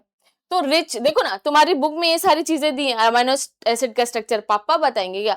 तो rich in basic amino acid, तो जनरली बेसिक प्रोटीन के पास ये वाला ग्रुप होता है COH। लाइसिन और अर्जिनिन, बेटा ये नीट में भी एक बार आया था, CT में भी आया है, 12th में भी आया है। ये बिहेव एज अ बेसिस करते हैं, active as a cation at a, cat बहुत पॉजिटिव है, एट फिजियोलॉजिकल pH 7.4, ठीक है। मैं कैटायन एन में बहुत कंफ्यूज होती हूँ, कैटायन मतलब प्लस, कैट बहुत पॉजिटिव है हमारी। हिस्टोन ऑफ न्यूक्लियोप्रोटीन, तो जब हम देखते हैं कि डीएनए को हम स्टोन पर बांधते हैं, ये हम पढ़ेंगे, डीएनए नेगेटिव चार्ज होता है और हिस्टोन पॉजिटिव चार्ज होता है, और ये इन्हीं अमाइनो एसिड से बनता है, हिस्टोन प्रोटीन। उसके बाद most of the blood protein anion negative होते हैं, rich in acidic amino acid, behave as acid. तो देखो हमारा पेट है, वहां पे एसिडिक एनवायरमेंट है, कहीं हमारी बॉडी में बेसिक एनवायरमेंट होता है, हमारी बॉडी में हर जगह अलग अलग एनवायरमेंट है। तो उसके हिसाब से हमारी बॉडी भी, सबसे ज्यादा हम बेटा प्रोटीन से बने, हम चलते फिरते प्रोटीन है। मैंने तुम्हें 4 चीजें बताया, क्वाटरनरी तक गए, सिर्फ प्रोटीन है, बाल प्रोटीन है, हार्मोन प्रोटीन है, मसल प्रोटीन है, एंटीबॉडी प्रोटीन है। Body is made up of, एकदम ही प्रोटीन से बनी हमारी बॉडी, कर लगा पॉइंट, ओके। फिर उसके बाद protein are classified structured into simple, conjugated and derived forms, ठीक है। तो स्ट्रक्चरल क्लासिफिकेशन में जो सबसे होता है, पहला होता है सिंपल प्रोटीन। सिंपल प्रोटीन मतलब ये मजबूत सिंपल है, ओके। कॉन्जुगेटेड प्रोटीन का मतलब क्या होता है कि इसमें कोई चीज एक्स्ट्रा ऐड है, जैसे कि मान के लो ये प्लास्टिक का है और मान के लो मैंने इसका हैंडल लोहे का बना दिया, हाँ ये प्लास्टिक, ऐसा लोहे का कुछ हैंडल बना दिया मैंने। तो जब स्ट्रक्चर एक प्लास्टिक है और एक नॉन प्लास्टिक है तो ये कॉन्जुगेटेड बन जाता है, क्या बन जाता है, कॉन्जुगेटेड। मेरे पास और कोई एग्जांपल है क्या, है ना, नहीं। अब जैसे देखो ये मेरी प्यारी सी पिलो है ना, ये मेरी प्यारी सी पिलो है। तो मान के लो अगर इसके इसके ऊपर में ये प्लास्टिक लगा दूं तो ये आधा कपड़ा और आधा प्लास्टिक है, ये आधा कपड़ा और आधा प्लास्टिक है ना। तो ये कॉन्जुगेटेड स्ट्रक्चर है, मतलब एक अलग यूनिट एक अलग, ये इनका नेचर मॉलिक्यूल में सेम नहीं है जी मुझे जो, ठीक है। चलो तो ध्यान दो, सिंपल प्रोटीन मतलब सिंपल, कॉन्जुगेटेड मतलब कुछ नॉन प्रोटीन पार्ट है, और डिराइव मतलब कि मैंने प्रोटीन को तोड़ ताड़ के कुछ तो नया बनाया है, कुछ तो नवा बनाया है मैम ने, यस। उसके बाद simple protein yield only amino acid upon hydrolysis exhibit variate solubility. तो ध्यान दो, तो जो सिंपल प्रोटीन होता है वो टूट के अमाइनो एसिड दे देगा, ओके। और सॉल्युबल इन वन और मोर सॉल्वेंट्स, प्रोटीन घुल जाते हैं, और protein some simple protein are soluble in water. ठीक है, तो जो हिस्टोन होता है ये ग्लोबुलर मॉलिक्यूल है, और histone are not coagulated by heat. जैसे कोगुलेशन होता है ना, ऐसा गाढ़ा सा एकदम पिघल के, तो वो नहीं करेगा हिस्टोन, और इसीलिए डीएनए बहुत ज्यादा अच्छा होता है। डीएनए हिस्टोन पर ही बंधा होता है, हिस्टोन ऑफ न्यूक्लियोप्रोटीन। अब albumin are soluble in water, ये सॉल्युबल होगा, ये सॉल्युबल नहीं होगा। ठीक है, एल्ब्यूमिन कोगुलेट, तो अंडे में होता है ना, ये हो जाएगा एग एल्ब्यूमिन, सीरम एल्ब्यूमिन, ये और आपके पल्सेस में मिलता है ये, तो ये पानी में घुल जाता है बस। अब कॉन्जुगेटेड का मतलब क्या होता है, इसमें प्रोटीन पार्ट भी है plus non protein prosthetic group भी है, मतलब कुछ प्रोटीन है कुछ नॉन प्रोटीन है, मिला के उसको हम क्या बोलते हैं, कॉन्जुगेटेड प्रोटीन। अब ग्लोबिन इसमें प्रोटीन पार्ट है, हीमोग्लोबिन में ग्लोबिन प्रोटीन पार्ट है, हमारा हीमोग्लोबिन जो हमारी बॉडी में होता है। Haem group iron containing prosthetic group है, क्या है बेटा, आयरन कंटेनिंग प्रोस्थेटिक ग्रुप है। तो न्यूक्लियोप्रोटीन होता है, न्यूक्लियोप्रोटीन का मतलब नाम से ही समझ में आ रहा है, इसमें न्यूक्लिक ग्रुप होगा, प्रोटीन ग्रुप भी होगा, as their prosthetic group. Mucoprotein, muco word fungus के लिए यूज होता है। तो कार्बोहाइड्रेट प्रोटीन कॉम्प्लेक्स और म्यूको आपका काइटिन, वो भी किससे बना होता है, मतलब इस सेंस में म्यूको का प्रोटीन मतलब क्या है, म्यू यहाँ पर फंगस ना होके कार भी है इसका meaning. Mucin in saliva, heparin in blood, जैसे हम माइको माइको बोलते हैं ना, मुझे उससे लगा, नहीं नहीं, म्यूको आपका कार्बोहाइड्रेट है, mucin in saliva, heparin in blood, पर ये थोड़ा अलग टाइप का होगा। लिपोप्रोटीन मतलब lipid plus protein, lipid protein हमें ब्रेन, प्लाज्मा मेम्ब्रेन, मिल्क, हर जगह हमें लिपिड तो मिलता ही है।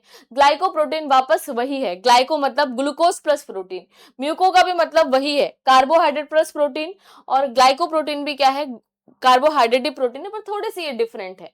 ठीक है, उसके बाद डिराइव्ड प्रोटीन, जैसे कि एक नेटिव नॉर्मल प्रोटीन को मैंने हाइड्रोलिसिस किया लैब में, डिराइव प्रोटीन बना लिया, कुछ तो अलग बना दिया। ठीक है, ये नेचुरली नहीं होते हैं, they are form from native protein during hydrolysis. जैसे मैंने प्रोटीन से क्या बना लिया है, मेटा प्रोटीन, फेसबुक वाले का, एंड पेप्टॉन्स बना लिया। ये तो अपनी बुक में, फेसबुक से पहले तो नहीं था, फेसबुक तो बहुत पहले आ गया था, हाँ फिर भी मेटा प्रोटीन याद रह जाएगा, पेप्टॉन्स आपको याद रह जाएगा। फिर अब हम पढ़ेंगे biocatalytic, the science and the classification of enzyme. तो बच्चों एंजाइम क्या होता है, एंजाइम अगर ये हो गया तो हमारा काफी कुछ कवर हो जाएगा। ये हमारा बायोकैटालिस्ट है, क्या है,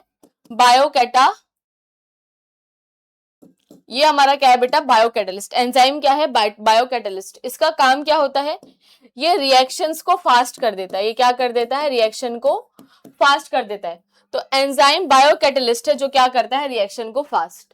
मतलब कि क्या हमारी बॉडी में भी रिएक्शन चल रहा है बेटा, चैप्टर का नाम ही बायोमोलिक्यूल है, यानी केमिस्ट्री ही चल रही है, यानी कि मेरे क्यूटीज, यानी कि बायोकैटालिस्ट, यानी रिएक्शन यहाँ पर चल रहा है।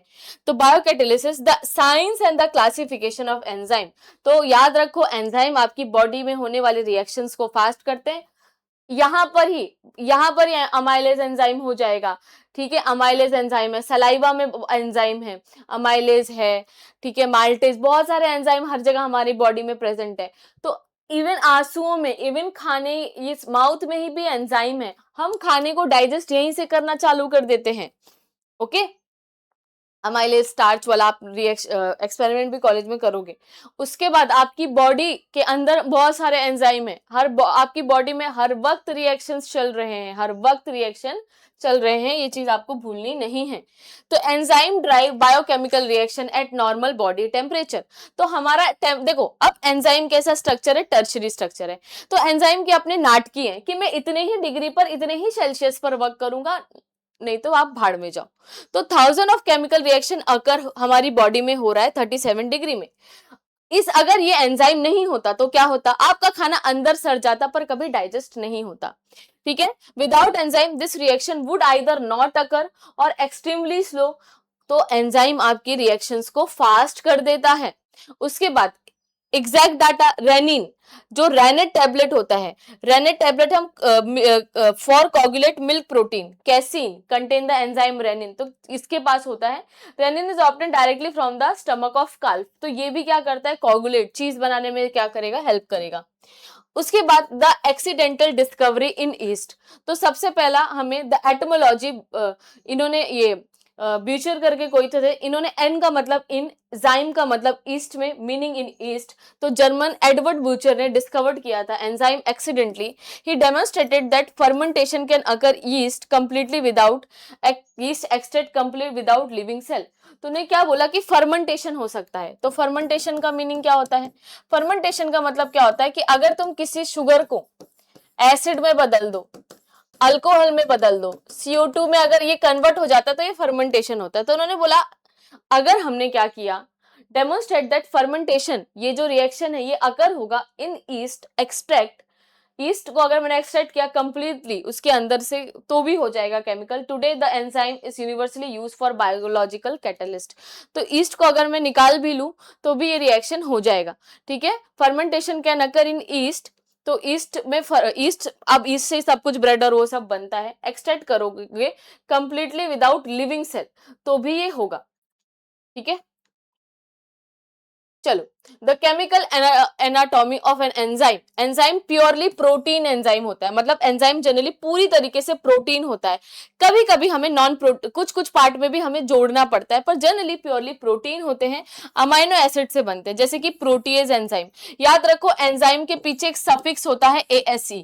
ASE का मतलब क्या है बच्चों? वो एंजाइम है। ASE जैसे प्रोटीएज, लाइपेज, कार्बोहाइड्रेट्स, डीकार्बोजाइलेज, अगर किसी भी एंजाइम के पीछे ASE लिखा होगा तो समझ जाना, क्या समझोगे कि वो एक वो एक आपका एंजाइम है, ठीक है। उसके बाद कॉन्जुगेटेड एंजाइम, अब यहां पर कोई नॉन प्रोटीन पार्ट होगा, contain a non protein part. तो prosthetic group, a non protein compound that formally bound to the enzyme via chemical bond.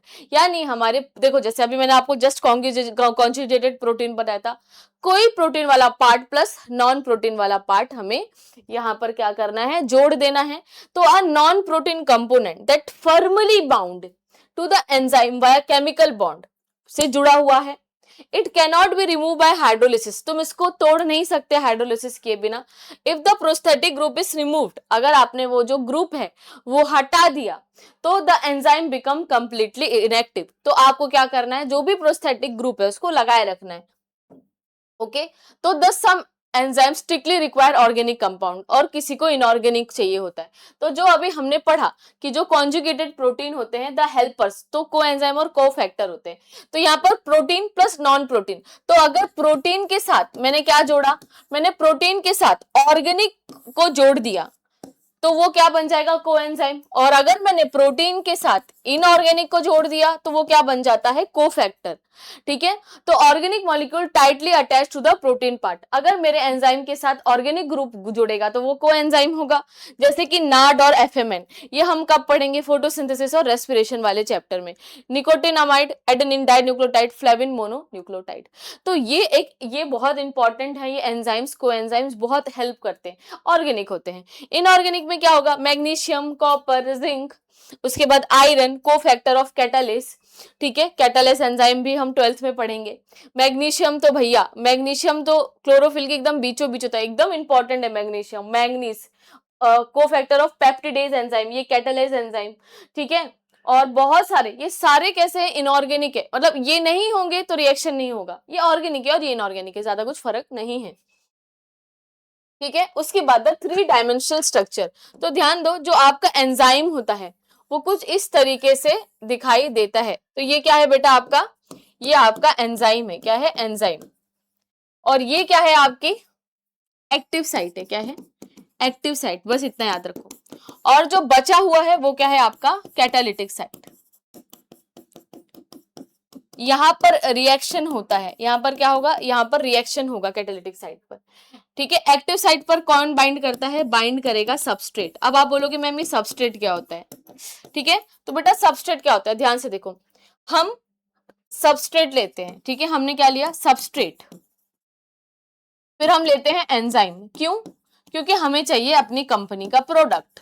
हमें केमिस्ट्री में क्या चाहिए? प्रोडक्ट। तो जैसे कि सबस्ट्रेट है हमारा, ठीक है। जैसे मान के लो हमने NaCl लिया, या मान के लो हमने प्रोटीन लिया सबस्ट्रेट, हमने एंजाइम लिया प्रोटीएस, ठीक है, अब इसको केमिकली तो ड्रॉ नहीं कर सकती।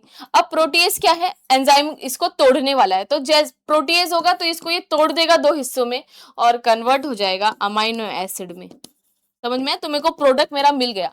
तो इसको तोड़ने का काम किया किसने, एंजाइम ने। ठीक है, जनरली एंजाइम हम एरो के ऊपर लिखते हैं, बट इट्स ओके, अब अगर तुम्हें समझ गया होगा तो हमारे एंजाइम में एक साइट होती है जहां पर कौन आके बाइंड करता है, हमारा सबस्ट्रेट। जैसे कि मान के लो आपकी साइट ऐसी होगी ना, ये मान के लो आपका एंजाइम है, तो आपका सबस्ट्रेट भी ऐसा ही होगा। अगर आपकी साइट ऐसी होगी तो आपका सबस्ट्रेट भी ऐसा होगा। बस आओ जुड़ो, ताला चाबी लो, प्रोडक्ट बनाओ, भागो यहां से। यही एंजाइम का गेम होता है, ये इसका गेम प्ले है। ठीक है, यस। तो यहां पर ध्यान से देखो, तो द थ्री डायमेंशनल, तो यहां पर तुम देख रहे हो ये इसके ही अकॉर्डिंग होगा, substrate, the specific substrate in which the enzyme act. तो भैया आपको सबस्ट्रेट और एंजाइम एक दूसरे के ताला चाबी होने चाहिए, ऐसा बोला जाता है ना। द स्पेसिफिक रीजन, ऐसा एनालॉजी समझ सकते हो, और इवन ऐसी एनालॉजी है भी, पर वो थोड़ी सी मतलब समझने के लिए ताला चाबी, क्योंकि वो एक स्पेसिफिक होता है इसलिए। तो जैसे कि प्रोटीन को प्रोटीज तोड़ेगा, लिपिड को लाइपेज तोड़ेगा, ठीक है, और कार्बोहाइड्रेट को कार्बोहाइड्रेट्स तोड़ेगा।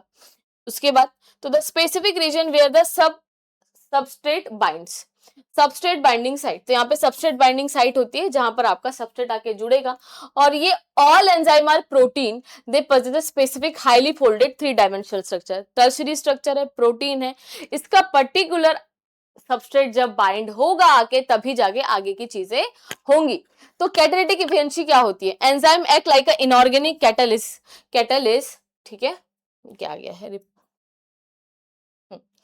तो enzyme are like organic increasing the speed of biochemical, तो एंजाइम क्या करते हैं, स्पीड बढ़ाते हैं, फटाफट तोड़ते थर थर थर थर थर, है ना। सोचो, अब जैसे एआई आ गया है तो लोग एआई से कुछ भी ऐसे ऐसे लिखवा लेंगे कुछ भी। आज तक जब तक एआई नहीं था तो लोग लिखवा पा रहे थे।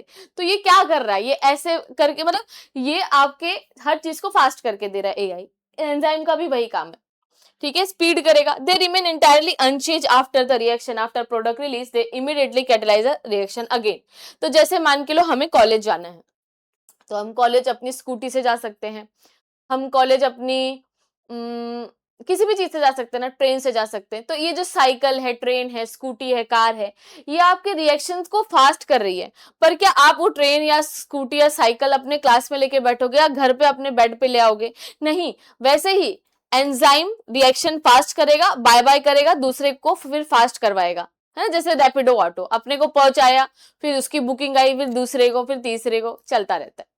फिर तो जो हमारा कैटालिटिक प्रॉपर्टी है, कैटालिटिक प्रॉपर्टी का मतलब क्या होता है, रिएक्शन को फास्ट करना। High efficiency, a small amount of enzyme convert a large amount of substrate.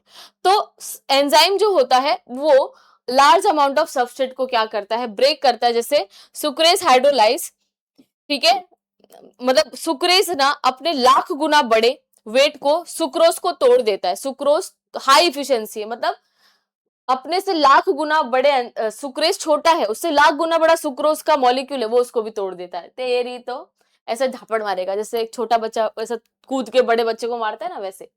तो एंजाइम पहले तो इनऑर्गेनिक रिएक्शन को फास्ट करेगा, कुछ भी मतलब वो चिपका नहीं रहेगा सबस्ट्रेट के साथ, बोलेगा ओके स्पेस इज नीडेड, भाई भागो। और specificity, one of the important properties of enzyme की और क्या है कि enzyme catalyse specific reaction, each enzyme act on a specific substrate और ग्रुप। तो जो एंजाइम होता है वो पर्टिकुलर सबस्ट्रेट पर ही वर्क करता है ना, उसका अपना अपना ही होगा। जैसे लिपिड को लाइपेज तोड़ेगा, प्रोटीएज, देखो देखो देखो नाम से ही समझ में आता है, लिपिड को तोड़ने के लिए कौन चाहिए, लाइपेज। प्रोटीन को तोड़ने के लिए कौन चाहिए, प्रोटीएज। तो भैया जैसा नाम वैसा काम, ओके। उसके बाद endo enzyme, site of enzymatic activity, enzyme activity, अगर एंजाइम सेल के अंदर काम कर रहे हैं तो वो एंडो एंजाइम है। जैसे कि एंजाइम इन क्लोरोप्लास्ट और माइटोकॉन्ड्रिया, जो भी अंदर है। एक्सो एंजाइम, जो आउटसाइड सेल के काम करेंगे। जैसे कि फंजाई क्या करती है, अपना खाना डाइजेस्ट करने के लिए फंजाई ना अपने खाने पर एंजाइम फेंक देती है, फिर वो खाना बाहर डाइजेस्ट होता है, फिर खाती है। अब उसके पास दांत थोड़ी है ना, कि और डाइजेस्टिव सिस्टम, उसके बाद extracted enzyme even after extraction from living cell, जैसे हम लोग अपनी थूक डाल देते हैं टेस्ट ट्यूब में, फिर स्टार्च डाल देते हैं ऐसे पाउडर, फिर देखते हैं क्या होगा। This enzyme retain their full catalytic activity. Even आपने थूक भी डाल दिया, आप सेल के बाहर भी ले गए, जैसे हम सेल के बाहर भी ले जाएंगे ना तो भी वो काम करेंगे, ठीक है। अब enzyme activity at sensitive to the pH. हर एक एंजाइम, हर एक ये सब अपने एक पर्टिकुलर ऑप्टिमम टेम्परेचर और ऑप्टिमम पीएच पर वर्क करते हैं। ध्यान से देखो, अब ऑप्टिमम पीएच क्या होता है और ऑप्टिमम, जैसे मान के लो हमारी बॉडी में क्या होता है, ये हमारा टेम्परेचर है और ये एंजाइम की एक्टिविटी है, ठीक है। तो ध्यान दो, हमारा एंजाइम एक पर्टिकुलर टेम्परेचर पर वर्क करता है, 37 डिग्री सेल्सियस पर वर्क करता है, यस। तो पर्टिकुलर टेम्परेचर पर हम वर्क करते हैं और ये बेल शेप ग्राफ दिखाता है कि यहाँ पर एंजाइम की एक्टिविटी कम थी, 10 पर कम थी, 50 पर कम थी। 10 पर मान के लो जो आपका एंजाइम है वो ऐसा रुक जाएगा, एकदम ऐसा बंद हो जाएगा। 50 डिग्री में तो वो जल जाएगा, पर 37 डिग्री सेल्सियस पर वो सबसे अच्छा वर्क करेगा, मैक्सिमम एक्टिविटी दिखाएगा अपनी, मैक्सिमम एक्टिविटी दिखाता है।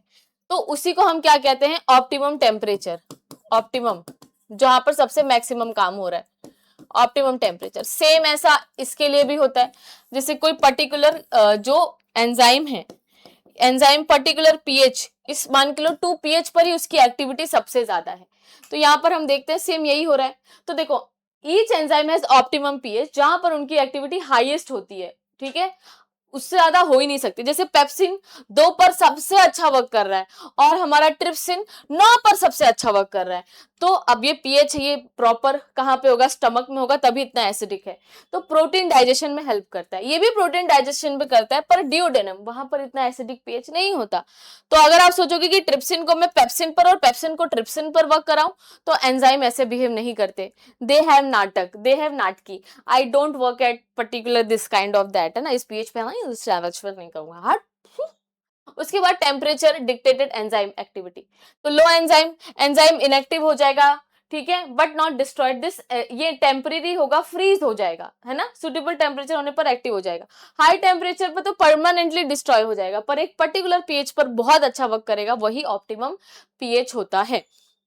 उसके बाद nomenclature, naming enzyme by substrate function, तो बेस्ड ऑन सबस्टेंस, एंजाइम का सफिक्स, जैसे कि मैंने आपको बोला, मान के लो प्रोटीएस, मैंने क्या बोला आपको, प्रोटीएस।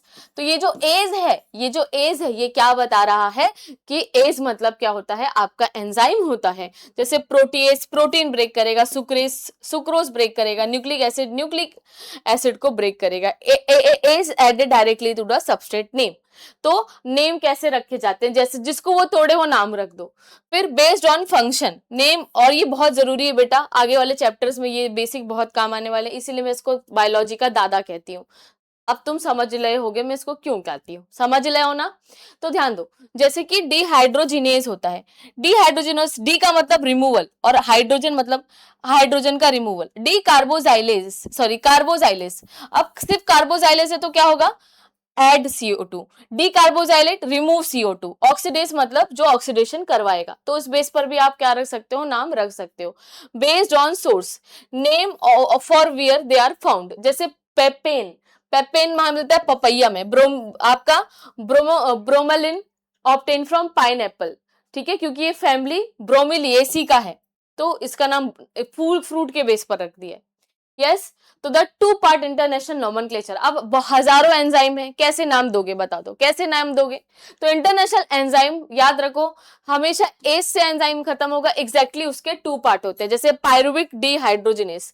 तो ये पायरुविक से क्या करेगा, रिमूव CO2, तो इसका नाम क्या होगा, पायरुविक डीकार्बोजाइलेस। अब यहाँ पे क्या है, ग्लूटामेट पायरुवेट ट्रांसअमाइनेस, तो ग्लूटामेट क्या है, सबस्ट्रेट का नाम है, ठीक है। और पायरुवेट सबस्ट्रेट नेम है, type of reaction pyruvate transaminase, transfer of amino group from glutamate to pyruvate, glutamate pyruvate transaminase मतलब ट्रांस करो, ट्रांसफर करो, किसका, अमाइन ग्रुप का करो, ग्लूटामेट से पायरुवेट में, ठीक है, इस तरीके से। और एंजाइम को हम 6 इस पे कैटेगरी में रखते हैं, जिसको हम ऑथ, ऑथ हिल भी कहते हैं, ध्यान से देखो। ओ से सबसे पहले क्या आएगा, ऑक्सीडो रिडक्टेस। अगर मान के लो तुम कभी कहीं गए और तुम्हें एक ऐसा बैक्टीरिया में एंजाइम मिला जो ऑक्सीडेशन भी कर रहा है और रिडक्शन भी कर रहा है, तो तुम नॉमेनक्लेचर के हिसाब से, इसकी भी टेक्सोनॉमी है, मैंने आपको चैप्टर 2 पढ़ा दिया है। टेक्सोनॉमी मतलब क्या होता है, एंजाइम को क्लासिफाई करने का तरीका। तो ये जो ऑथ हिल है, क्या है, ऑथ हिल ऑक्सीडो रिडक्टेस, जो ऑक्सीडेशन भी करेगा और रिडक्शन भी करेगा। तो ये क्या करेगा, कैटेलाइज करेगा ऑक्सीडेशन एंड रिडक्शन। तो ऑक्सीडेशन भी होना चाहिए, रिडक्शन भी होना चाहिए, via the transfer of hydrogen और ऑक्सीजन। हाइड्रोजन और ऑक्सीजन ट्रांसफर होगा, जैसे कि यहां पर अल्कोहल है ना, OH बन गया CHO एल्डिहाइड, यानी H ग्रुप उड़ गया, और NAD से हमने हाइड्रोजन घुमा दिया, यानी ऑक्सीडेशन हो गया। ट्रांसफरेज, जैसे कि देखो ग्लूकोज पहले एटीपी, ग्लूकोज और एटीपी अलग अलग था, अब मैंने एटीपी का एक फॉस्फेट ग्लूकोज के 6th ग्रुप पे लगा दिया, तो क्या हो गया, ग्लूकोज 6 फॉस्फेट, और एटीपी किस में कन्वर्ट हो गई बच्चों, एडीपी में। तो ट्रांसफरेज क्या है, transfer chemical group between molecules. तो यहाँ पर ग्लूकोकाइनेज है, ग्लूकोकाइनेज का मतलब क्या है, ग्लूकोज पहले एटीपी के साथ था, अब ये ग्लूकोकाइनेज क्या कर रहा है, एटीपी का फॉस्फेट ग्लूकोज के 6वें पोजीशन पर लगा दे रहा है, और क्योंकि एक फॉस्फेट यहां से गायब हुआ तो एडिनोसाइन ट्राइफॉस्फेट बन गया डाइफॉस्फेट में, तो ग्रुप ट्रांसफर हो गया। उसके बाद हाइड्रोलेस, ये कैटेलाइज करेगा hydrolytic reaction, amylase, protease, lipase, sucrase, है ना। तो ये हाइड्रोलेस एंजाइम है, ये क्या करेगा, सुक्रोज जब भी ग्लूकोज और फ्रुक्टोज में टूटेगा ना, तो ये हाइड्रोलेस, साथ में यहाँ पर पानी भी निकलेगा, ठीक है, पानी भी यहाँ पे आएगा, ठीक है, पानी भी आता है। और लाइस क्या होगा, देखो मैंने ऑथ हिल बोला था, देखो ऑथ, ठीक है, लिल, तो अभी OT हो गया, H हो गया, अब LS, ये एलिमिनेशन रिएक्शन करेगा, रिमूव करेगा atom to create a double bond, मतलब कि जब भी ये किसी को तोड़ेगा ना तो डबल बॉन्ड ले आएगा, एल्डोलेस, डी कार्बोजाइलेस, डिहाइड्रेस, तो ये हिस्टाडिन डी कार्बोजाइलेस है, तो जब भी ये तोड़ेगा डबल बॉन्ड ले आएगा। उसके बाद आइसोमर, आइसोमर आपको पता है, जो जो सर ने आपको पढ़ाया होगा, अभिषेक सर ने, आपने देखा होगा, आइसोमर मतलब सेम स्ट्रक्चर है, क्या है भैया, एकदम सेम स्ट्रक्चर है, स्ट्रक्चर तो सेम है पर आपका शेप बदल जाएगा, जैसे कि ग्लूकोज 6 फॉस्फेट और फ्रुक्टोज 6 फॉस्फेट एकदम देखने में एकदम सेम ही है, HOH का फर्क है, पूरा मॉलिक्यूल दिखने में सेम है, ये रिएक्शन रीअरेंजमेंट कर देगा, सिंगल मॉलिक्यूल, एक H इस साइड उस साइड आ जाएगा। तो रेसिमेज, एपिमरेज, है ना, आइसोमरेज, म्यूटेस, ये सब क्या है, आपके आइसोमर है। ग्लूकोज 6 और फ्रुक्टोज 6 में कोई एकदम सेम फॉर्मूला होगा, जब स्ट्रक्चर बनाएंगे तो बस एक HOH इस साइड हो जाएगा, जैसे कि मान के लो जुड़वा ही है, पर एक पहली वाली का दाया कान बड़ा है, दूसरी वाली का बाया कान बड़ा है, बस। उसके बाद लाइगेस, ये हर चीज को जोड़ने का काम करता है। कैटेलाइज और कैटेलाइज का कोवलेंट बॉन्ड, कोवलेंट बॉन्ड लगा देगा दो मॉलिक्यूल के बीच में, और एटीपी लगेगी, जैसे कि glutamine synthesis pyruvate, pyruvate CO2 ATP, तो इसको ऑक्सिलो एसिटेट बना दे रहा है, ये पायरुवेट और CO2 को जोड़ के, ठीक है, किसी भी चीज को जोड़ देता है। हम देखते हैं कि डीएनए में भी न्यूक्लियोटाइड को जोड़ देता है, लाइगेस इज अ सिंथेसिस, मतलब ये जोड़ने वाला एंजाइम है। तो यहां तक मुझे लग रहा है आपको समझ में आ गया है। यहां पर फिर एंजाइम एक्शन है, ठीक है, एंजाइम कैसे बिहेव करता है, फिर माइकल्स मेंटन इक्वेशन, टेम्परेचर। तो एंजाइम में थोड़ा सा आपका क्या है, हल्का सा बड़ा है टॉपिक, यस, ठीक है। फिर हम क्या पढ़ेंगे, डीएनए पढ़ेंगे, फिर हम ये पढ़ेंगे, यस,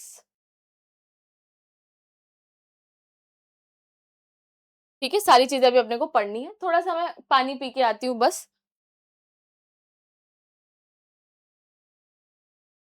तो हमने एंजाइम का काफी कुछ पढ़ लिया है अभी, ठीक है।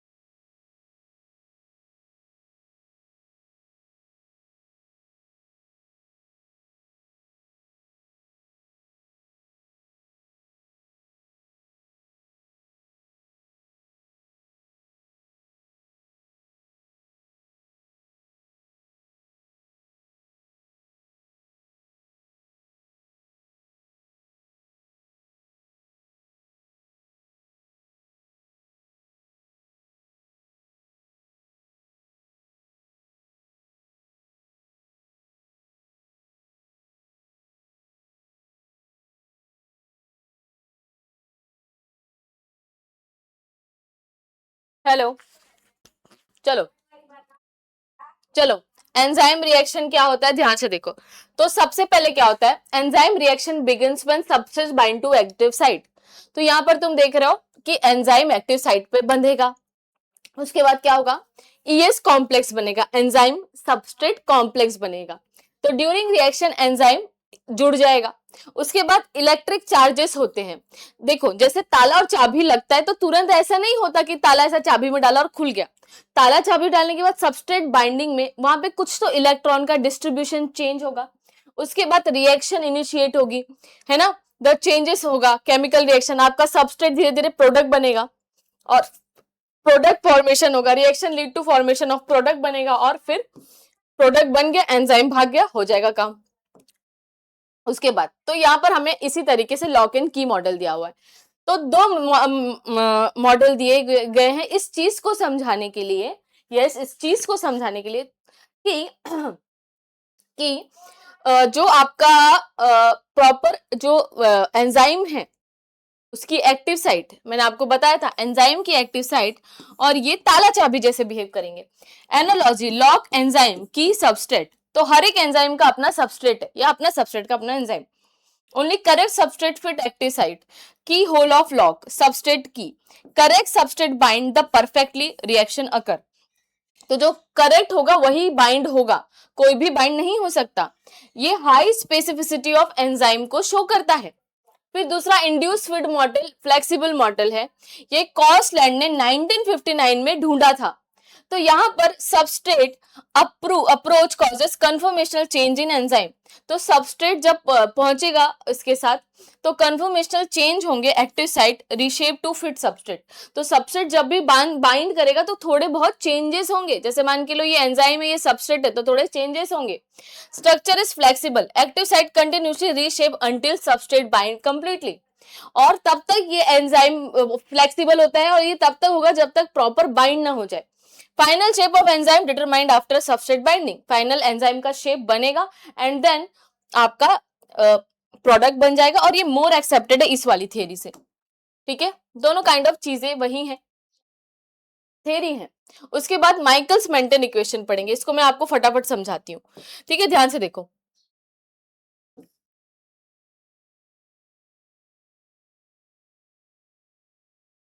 ये आपका ग्राफ है, ठीक है, ये आपका क्या है बच्चों, ग्राफ है।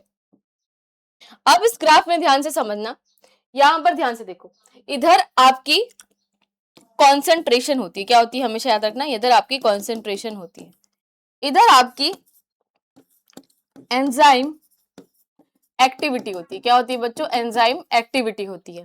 ठीक है, इधर आपका कॉन्सेंट्रेशन है, उस साइड आपकी एंजाइम एक्टिविटी है। तो चार आपके ये क्या होंगे, एंजाइम होंगे, क्या होंगे, चार,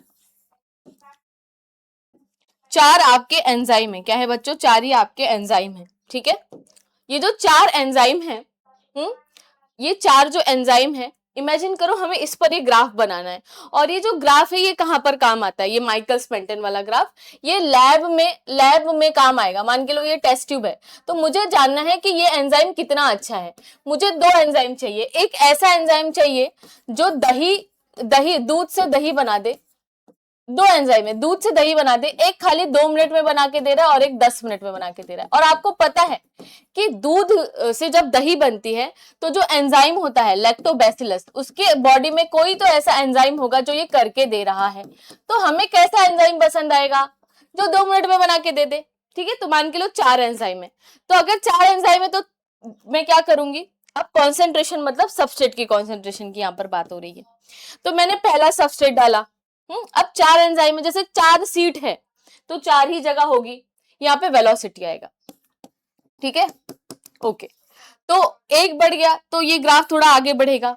फिर यहाँ पर एक और डाल दिया, जैसे इमेजिन करो कि कार है, चारों सीट भर गई तो उसके बाद कुछ भरा नहीं जाएगा, फिर और भर गया, फिर और भर गया, है ना। अब जब चारों सीट भर गई, मान के लो 4 सीट पे बैठते ही गाड़ी की स्पीड 10 40 किलोमीटर पर आवर बढ़ गई।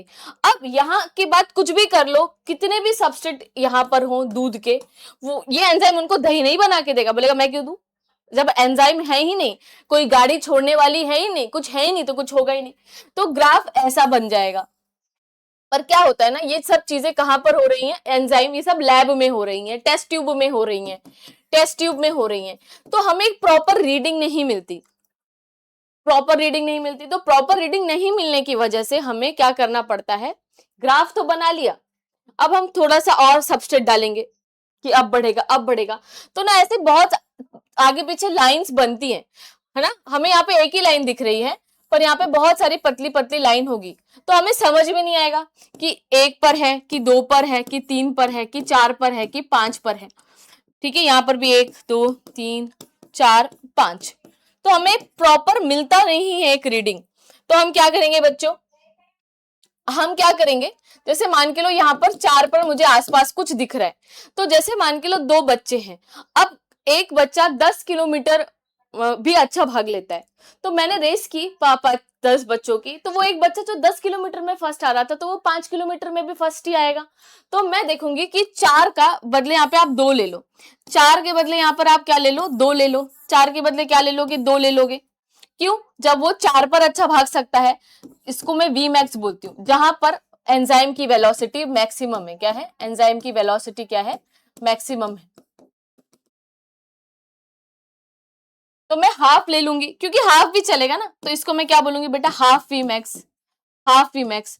और मुझे ये भी नहीं समझ में आ रहा है, यहाँ पर रीडिंग बहुत सारी आएंगी, मुझे समझ में नहीं आ रहा है कि कौन से सबसेट कॉन्सेंट्रेशन पर गेम हुआ है, 4 पर, 5 पर, 6 पर, नहीं पता। तो अब क्या होगा, जैसे मैं हाफ वी मैक्स लूंगी तो मुझे एक पर्टिकुलर यहाँ पे मिल गया 2, तो मुझे मालूम पड़ जाएगा हाँ कि एंजाइम वेलोसिटी जब सबसेट कॉन्सेंट्रेशन 2 वैल्यू पर था, तो एंजाइम की वेलोसिटी भी उस वक्त सबसे मैक्सिमम थी। यहाँ पर तो नहीं मालूम पड़ रहा, तो ये क्यों करना है, और ये जहां पर मालूम पड़ता है उसको मैं बोलती हूँ केएम। क्यों, हमें जानना है कि मैं जब सबस्ट्रेट कॉन्सेंट डालती हूं, तो एंजाइम, कौन सा एंजाइम का वेलोसिटी सबसे बढ़िया होता है, और कम सबस्ट्रेट डाल के, जितना कम दूध में, देखो दूध में जब दही डालते हो तो 1 चम्मच 2 चम्मच डालते हो, फिर वो पूरे दूध को दही में बदल देता है, जो लैक्टोबैसिलस होता है। तो मुझे एक ऐसा सबस्ट्रेट कॉन्सेंट्रेशन चाहिए जहां पर सबसे अच्छी वेलोसिटी हो। तो जब मैं पूरा निकालने गई तो बहुत सारी रीडिंग मिली, दैट इज वाई मैंने क्या बोला, नहीं इतनी सारी रीडिंग नहीं चलेगी, मुझे कम रीडिंग दो, बहुत सारी रीडिंग है, मुझे कम रीडिंग दो, बहुत सारी रीडिंग है। तो वी मैक्स क्या है, यहाँ पर सबसे ज्यादा वेलोसिटी आपकी क्या होती है बच्चों, हाई होती है, पर बहुत सारी सबसेट कॉन्सेंट्रेशन मिलती है, बहुत सारी सबसेट कॉन्सेंट्रेशन मिलती है, 4 5 6, है ना, बहुत कुछ मिलता है।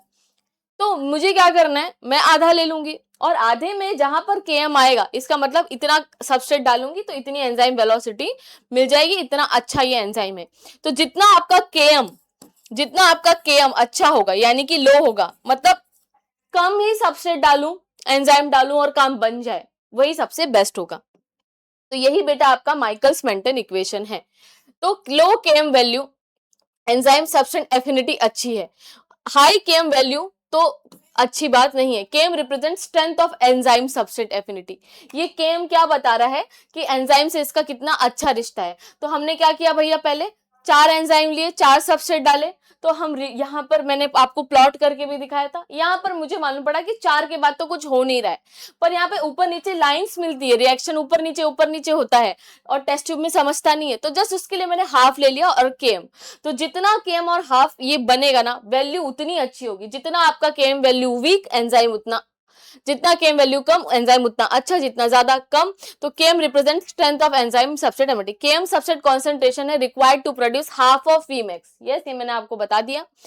Eight KM concentration 50% enzyme molecule bound with substrate, तो केएम होता है कि 50% एंजाइम सबस्ट्रेट से बांध देते हैं। KM values constant for a specific enzyme, typical KM range 10⁵ और 10⁵2 मोल होता है, जितना कम होगा उतना अच्छा होता है। ठीक है, तो ये मैंने आपको बता दिया है यहाँ पर बहुत अच्छे तरीके से। फैक्टर रिएक्शन, तो एंजाइम में क्या होता है, फैक्टर अफेक्टिंग एंजाइम रिएक्शन। तो अगर सबस्ट्रेट कॉन्सेंट्रेशन, अच्छा खासा सबस्ट्रेट कॉन्सेंट्रेशन होना चाहिए, एंजाइम कॉन्सेंट्रेशन अच्छा होना चाहिए, नहीं तो एंजाइम कैसे ही अच्छा बिहेव करेगा। टेम्परेचर और पीएच इंपॉर्टेंट है, नहीं तो एंजाइम टूट टाट गया तो। फिर सबस्ट्रेट कॉन्सेंट्रेशन इफेक्ट, अगर आप सबस्ट्रेट कॉन्सेंट्रेशन बढ़ाओगे, पहले बढ़ेगा बढ़ेगा बढ़ेगा फिर रुक जाएगा, यही क्या था बेटा वी मैक्स। अगर मान के लो 4 ही एंजाइम है, 4 ही एंजाइम है, तो चारों जगह पर अगर मैंने सबसेट को बैठा दिया तो बढ़ रहा है 1 2 3, अब बस खत्म, अब इसके आगे नहीं बढ़ेगा। तो increasing substrate concentration, increasing enzymatic velocity, increasing occurs only with in a limited substrate range, graph obtained between velocity और सबस्ट्रेट रेक्टेंगुलर हाइपरबोला मिलेगा। वी हमारा वी मैक्स जहां पे सबसे ज्यादा एंजाइम की वेलोसिटी मिलेगी, फिर मैं उसका हाफ ले लूंगी और जिस केम पर वैल्यू आएगी वही मतलब बेस्ट होगा एंजाइम। उसके बाद एंजाइम कॉन्सेंट्रेशन, अगर आपको रेट ऑफ रिएक्शन बढ़ाना है तो एंजाइम बढ़ा दो, अगर आपको बहुत जल्दी पहुंचाना है तो गाड़ियों का नंबर बढ़ा दो, है ना। लोगों का नंबर ज्यादा है, गाड़ी कम है, तो फिर लोग कम पहुंचेंगे। तो decrease enzyme concentration, reaction decrease होगी, बढ़ा दोगे तो बढ़ जाएगी। तो rate of reaction directly proportional to the substrate concentration, rate of reaction also depend on enzyme concentration. और टेम्परेचर तो याद रखो 37 डिग्री पर अच्छा वर्क करेगा, बाद में एंजाइम फट जाएगा बच्चों। Increase in temperature increase reaction only with limited range, denaturation से एंजाइम की वाट लग जाती है ना। तो ये एंजाइम के बारे में है। अब टेम्परेचर और पीएच मैंने आपको बताया था, लो टेम्परेचर पर एंजाइम की एक्टिविटी ऑप्टिमम पर बेस्ट होगी, मैं आपको पढ़ा चुकी हूँ पीएच भी। उसके बाद coenzyme activator inhibitor external regulatory substance, तो ये जो आपका एंजाइम है अगर यहाँ पर एक्टिवेटर्स आए यूजुअली इनऑर्गेनिक तो ये एंजाइम की एक्टिविटी को बढ़ाते हैं, इनहिबिटर्स रोक देते हैं, और कोएंजाइम एपोएंजाइम कोएंजाइम ये भी बढ़ाते हैं एक्टिविटी को। तो ये सारी चीजें हो गई, तो सेल में ये बहुत प्रॉपर तरीके से वर्क करता है। उसके बाद कैटाबॉलिक पाथवे और एनाबॉलिक पाथवे। कैटाबॉलिक मतलब ये मैं आपको बता चुकी हूँ फर्स्ट चैप्टर में, बड़े मॉलिक्यूल्स को बड़े मॉलिक्यूल्स को जब आप छोटे छोटे मॉलिक्यूल्स में डिवाइड कर देते हो तो ये आपका कैटाबॉलिक पाथवे होता है, और जब छोटे छोटे मॉलिक्यूल को बड़े बड़े मॉलिक्यूल में बदल तो एनाबॉलिक होता है। तो complex biomolecule simpler, wheat bread chapati में हमें कैसा मिलता है, स्टार्च डाइजेशन, तो हमारी बॉडी इसको डाइजेस्ट कर लेती है ना ग्लूकोज। तो जनरली कैटाबॉलिक मतलब बड़ी चीज को छोटी छोटी चीज में काटोगे, एनर्जी रिलीज होगी, स्टोर्ड एटीपी ब्रेक डाउन होगा। उसके बाद यहाँ क्या होगा, सिंपल मॉलिक्यूल कॉम्प्लेक्स मॉलिक्यूल में क्या हो जाएंगे बच्चों, डिवाइड हो जाएंगे, जैसे ग्लूकोज ग्लाइकोजन में, अमाइनो एसिड प्रोटीन में। सिंपल जब कॉम्प्लेक्स में बदल देगा, छोटा छोटा सिंपल जैसे सिंपल अमाइनो एसिड जोड़ दोगे तो प्रोटीन बन जाएगा। दिस रिएक्शन कंज्यूम एनर्जी, ठीक है। तो कैटाबॉलिक मतलब बड़े को छोटे में बांट दो, और एनाबॉलिक मतलब छोटे को बड़े में बांट दो, ठीक है। The metabolic pool act as a dynamic cellular reservoir. तो ये जो कैटाबॉलिक और एनाबॉलिक से क्या होता है, हमारे पास बहुत सारे रिजर्वायर हो जाते हैं बायोमोलिक्यूल के। अब हम दाल खाते हैं, दाल को तोड़ दिया जाता है, चावल को तोड़ दिया जाता है। Enzyme act on this molecule allow us conversion of, तो हमारी बॉडी में क्या रिएक्शंस होते रहते हैं। आप ऐसे बहुत सारे बायोकेमिकल पाथवे पढ़ोगे और रोगे कि मैम ये क्या है, ये यही है बेटा कि हमारी बॉडी खाती है, तोड़ती है, अपने हिसाब से चीजों को बना देती है। Cell can be interconvert biomolecule, और आपने 10th में पढ़ा था हम लिपिड और इवन प्रोटीन से भी एटीपी बना सकते हैं, ठीक है। Role of catabolism produce ATP, provide metabolic intermediate, तो सारी चीजें यहाँ पर मिलती हैं, ठीक है। हमें सेल मिलते हैं। मेटाबॉलिक पूल मतलब यहाँ पे सारे आपको केमिकल सारे बायोमोलिक्यूल मिल जाएंगे। Metabolites can be added to pool और withdraw from pool depend on the cellular requirement. तो जैसे मान के लो कोई चीज काम की नहीं है तो लाइसोसोम उसको तोड़ देता है, फिर जब हमें जरूरत होगी तो हम उससे कुछ ना कुछ बना के ले आएंगे। तो कैटाबॉलिज्म तोड़ना, एनाबॉलिज्म जुड़ना, और इन दोनों की बॉडी में इन दोनों का बैलेंस होना चाहिए, होमोस्टैसिस सेल में भी और बॉडी में भी होना चाहिए। अब हम लोग पढ़ेंगे डीएनए के बारे में और आरएनए के बारे में। तो डीएनए हो चाहे आरएनए हो, ये चीज आपको याद रखनी है कि ये किससे बने। डीएनए और आरएनए किससे बने होते हैं, ध्यान से सुनो।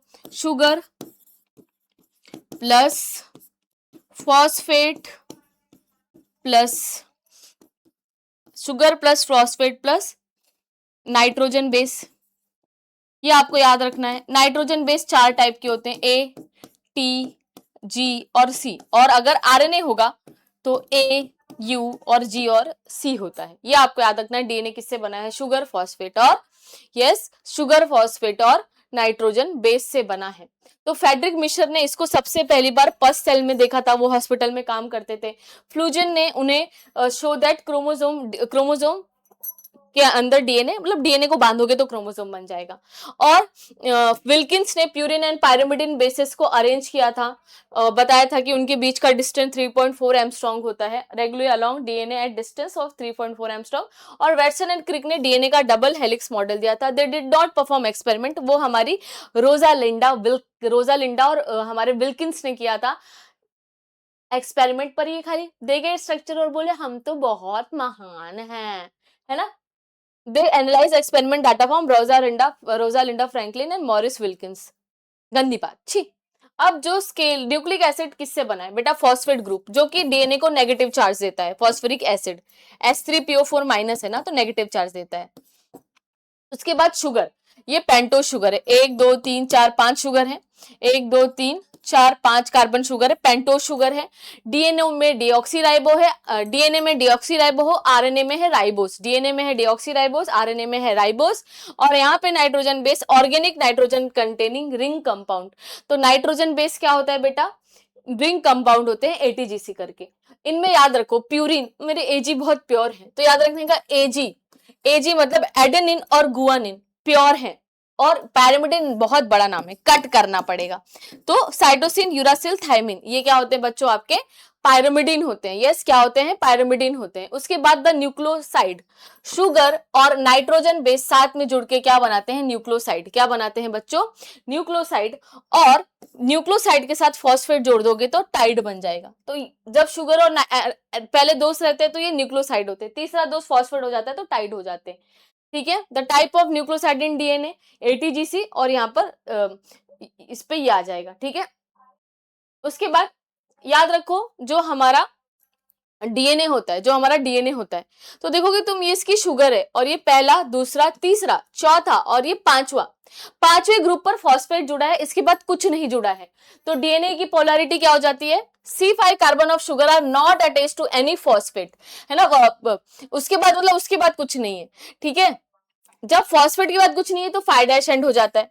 और दो न्यूक्लियोटाइड के बीच में, इसके फॉस्फेट में और इसके फॉस्फेट में कौन सा बॉन्ड होता है, फॉस्फोडाइस्टर बॉन्ड।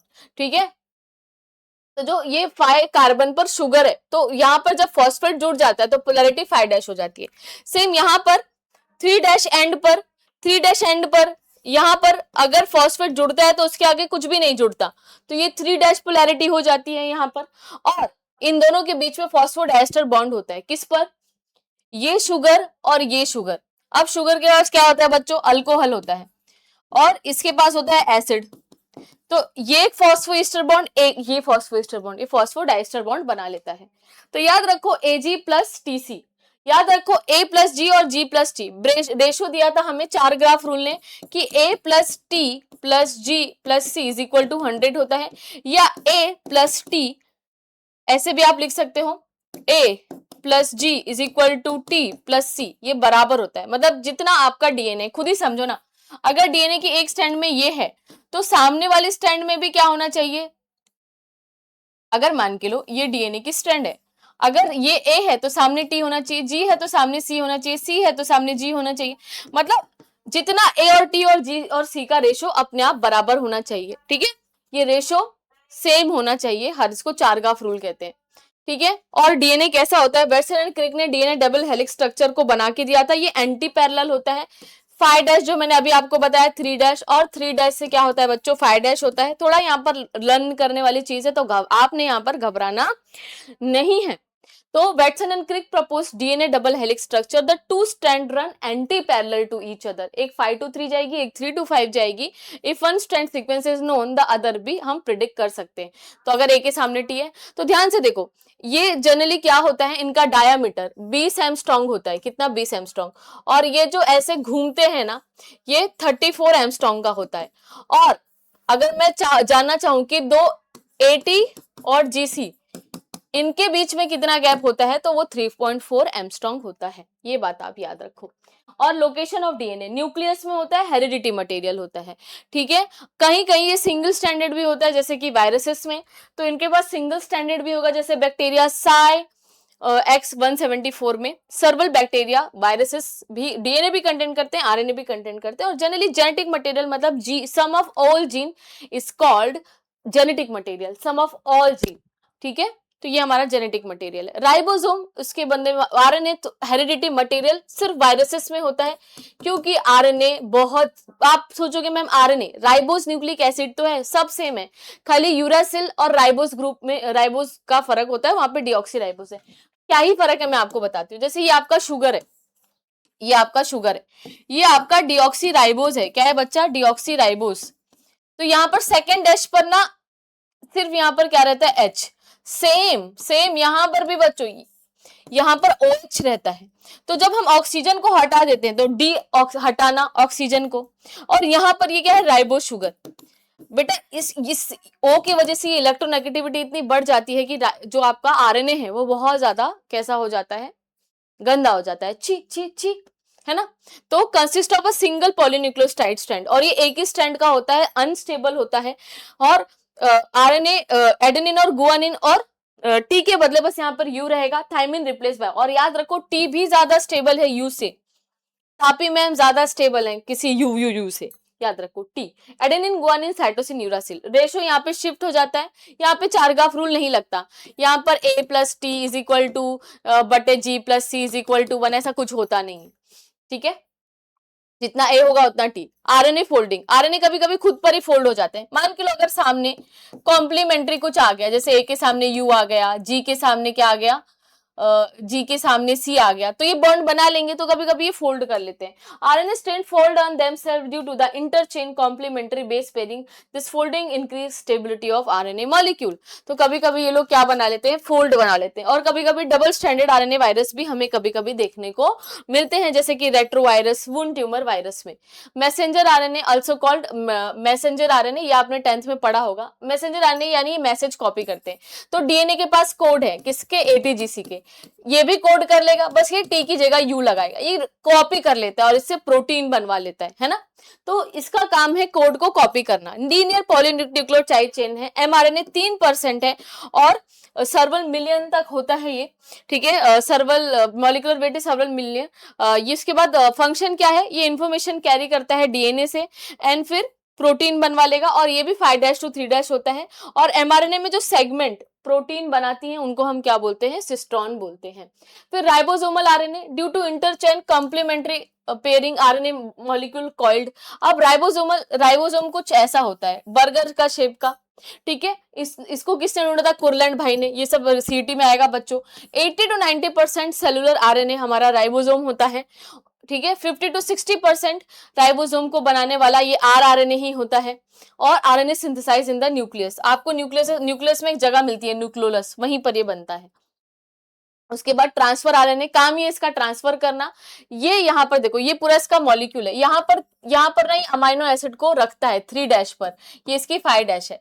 तो टीआरएनए का काम क्या है, टकले पर अमाइनो एसिड लेगा, उसको घूमेगा, इधर से इस साइड से राइबोसोम को रिकॉग्नाइज करेगा।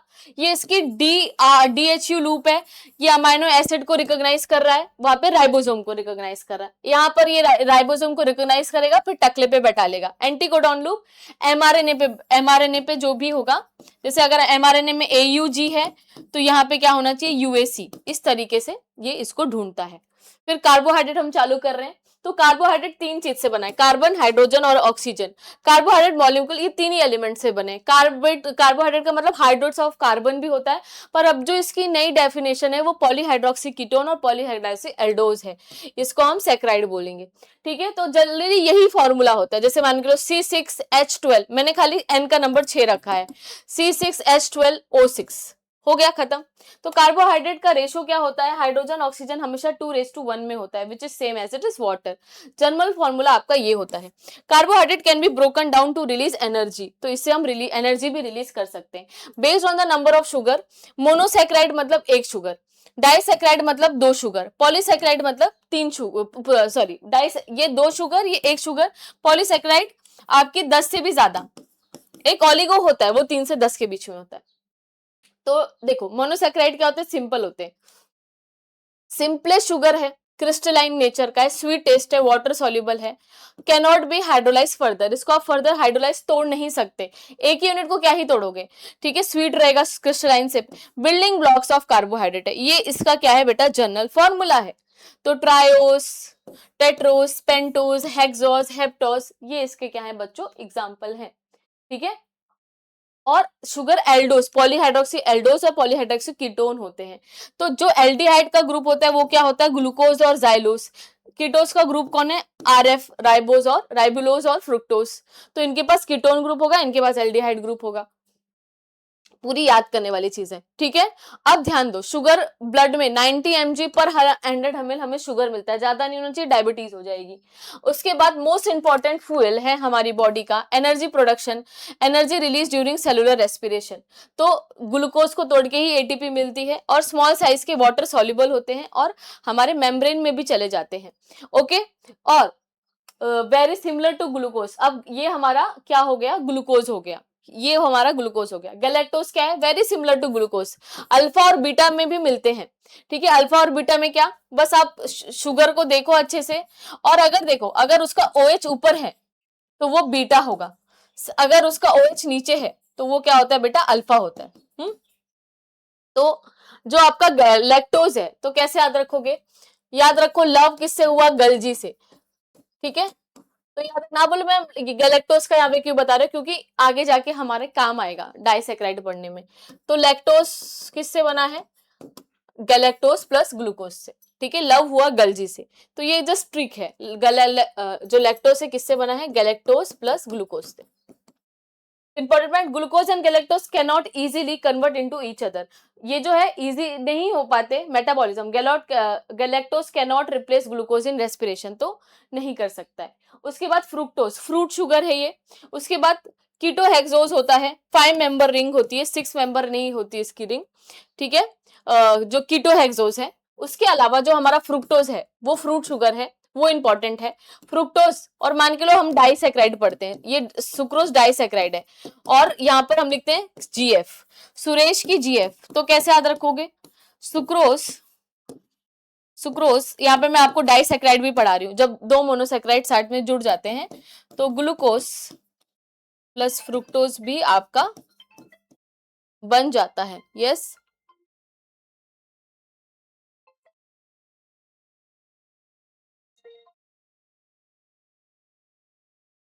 ठीक है,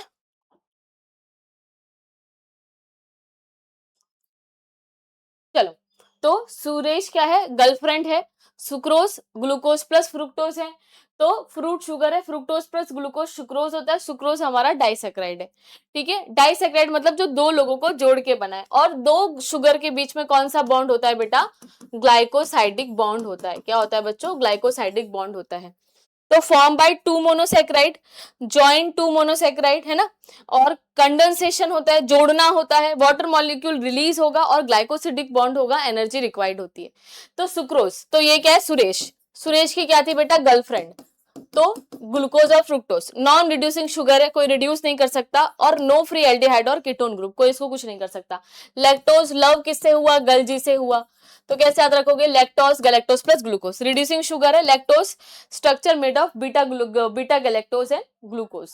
उसके बाद माल्टोज बनता है किससे, माल है G plus G, reducing sugar है, ग्लूकोज प्लस ग्लूकोज। अब ध्यान दो, properties of disaccharide, water soluble होते हैं और तोड़ोगे तो टूट भी जाते हैं, टू लास्ट, और सेल के अंदर घुस नहीं सकते। मोनोसैकेराइड मतलब एक शुगर, डाइसैकेराइड मतलब जो दो को जोड़ने से बनाया गया हो। तो ये broken down into small intestine, small intestine में टूट जाता है, मोनोसैकेराइड बनते हैं। मोनोसैकेराइड एंटर करेगा ब्लड में और थ्रू मेम्ब्रेन में। तो यहाँ पर तुम देखोगे जैसे कि आपका डाइसैकेराइड है, तोड़ोगे तो दो मोनोसैकेराइड आपको देखने को मिल जाएंगे। अब storage of monosaccharide use quickly by cell, if energy नहीं हुई तो इफ एनर्जी नॉट इमीडिएटली, तो हम मोनोसैकेराइड को डाइसैकेराइड में कन्वर्ट कर देते हैं। Polysaccharide are macromolecule to last to leave the cell, और जो पॉलीसैकेराइड है मतलब डाई जो भी है, polysaccharide formation process one monosaccharide added repeatedly, poly बहुत बड़े होते हैं, रिजल्ट लार्ज मॉलिक्यूल बनेगा, पॉलीमराइजेशन होगा। पॉलीमराइज मतलब चेन बनाने की प्रोसेस। तो हाइड्रोलिसिस में क्या होता है, हम इनको तोड़ सकते हैं, तो इनमें और बहुत ज्यादा ना मोनोसैकेराइड यहाँ जुड़े होते हैं, बहुत ब्रांचिंग पैटर्न बनाते हैं, बहुत तगड़े बन जाते हैं। अब जैसे कि पॉलीसैकेराइड का सबसे अच्छा एग्जांपल है स्टार्च, है ना। ये प्लांट क्या करता है, जब ज्यादा खाना हो जाता है तो उसको स्टार्च में बदल देता है। अमाइलोस और अमाइलोपेक्टिन फॉर्म है और made up of alpha glucose से बनता है। तो जो हमारा स्टार्च है वो दो यूनिट से बना है, अमाइलोज और अमाइलोपेक्टिन। अमाइलोज पेक्टिन सीधे सीधे स्ट्रक्चर होते हैं, ठीक है, made up of alpha glucose, alpha glucose मतलब OH नीचे रहेगा, हेलिकल स्ट्रक्चर है, form colloidal suspension in hot water, मतलब ऊपर आ जाएंगे, कोलोडियल मतलब कि घुले हुए दिखाई देंगे पर घुलते नहीं।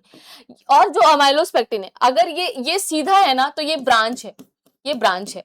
Made up of alpha glucose completely insoluble, ये तो घुलेंगे ही नहीं। उसके बाद ग्लाइकोजन, जो हम अपने लीवर और मसल में जाके क्या कर देते हैं बच्चों, लीवर और मसल में जाके इन्हें हम इन्हें क्या कर देते हैं, डाल देते हैं। स्ट्रक्चर सिमिलर टू अमाइलोपेक्टिन, मतलब स्टार्च जैसा ही थोड़ा बहुत है। Very short distance between branches, है ना। अमाइलोपेक्टिन देखो, अमाइलोस कैसा होता है भैया, सीधा होता है, अमाइलोपेक्टिन ब्रांच होता है, तो ये भी ब्रांच है। और इसको तोड़ोगे तो ग्लूकोज मिलेगा। तो जब भी हमारी बॉडी में ज्यादा ग्लूकोज होता है तो हम यही करते हैं। उसके बाद सेलुलोज भी एक पॉलीसेकेराइड है जो बीटा ग्लूकोज बना है, यानी कि ये शुगर के मॉलिक्यूल में OH कैसा रहेगा, ऊपर रहेगा। बेटा OH, बीटा मतलब OH ऊपर, बेटा हमारा ऊपर है, सबसे तगड़ा है।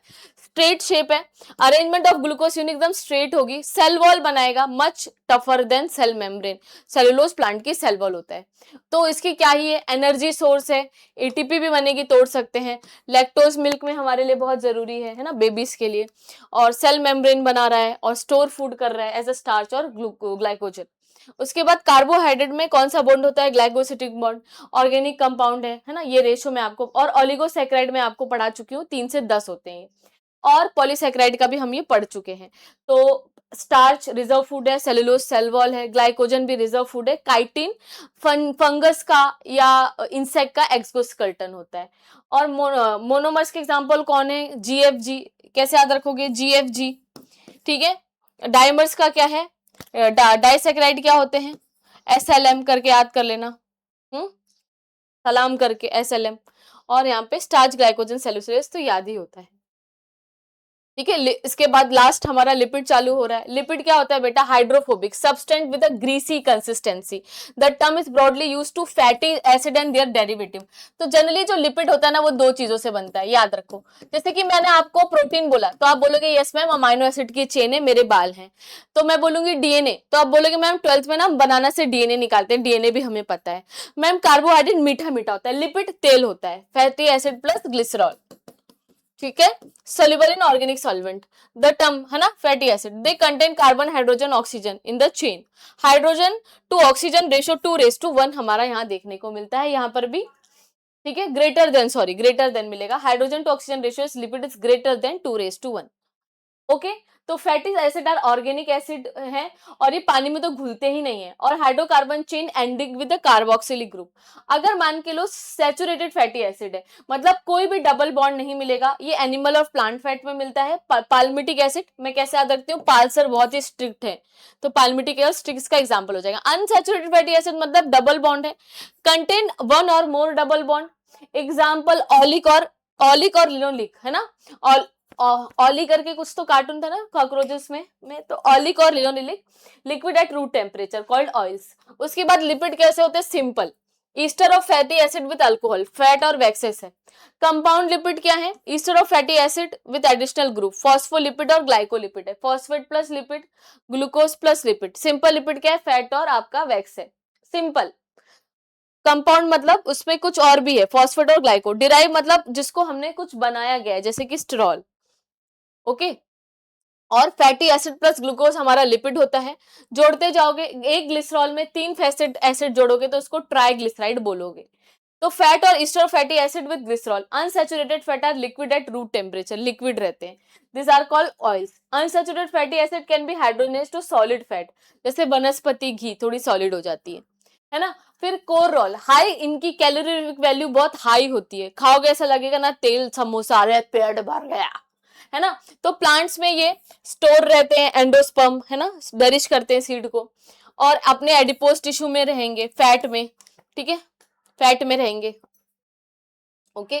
और एग्रेसिवली रिड्यूस करेंगे, ज्यादा बॉडी से हीट जाने नहीं देंगे, इसलिए मोटे लोगों को गर्मी लगती है।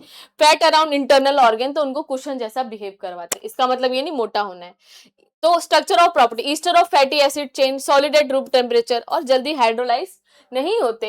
वैक्स रहते हैं, प्रोटेक्टिव ब्लड गोनाड, और प्लांट में वैक्सेस हाईली, स्टेम लीव्स में सारी जो वैक्सी वैक्सी ये होती है ना वो रहती है, मतलब प्लांट को टच करोगे तो नहीं ऐसा फीलिंग आता है, वैक्स ऐसे शाइनिंग आती है, इसके वजह से आती है। ब्लड गोनाड सबविशियस ग्लैंड, इसके ऊपर भी हमें ये मिलता है, ठीक है। उसके बाद ये तो हो गया। तो कभी कभी क्या होता है, कंपाउंड का इसमें फॉस्फेट ग्रुप भी होता है, शुगर ग्रुप भी होता है। अगर शुगर के साथ जाएगा तो ग्लाइकोलिपिड बोलोगे, फॉस्फेट के साथ जाएगा तो फॉस्फोलिपिड बोलोगे, अलग अलग इसके नाम होंगे।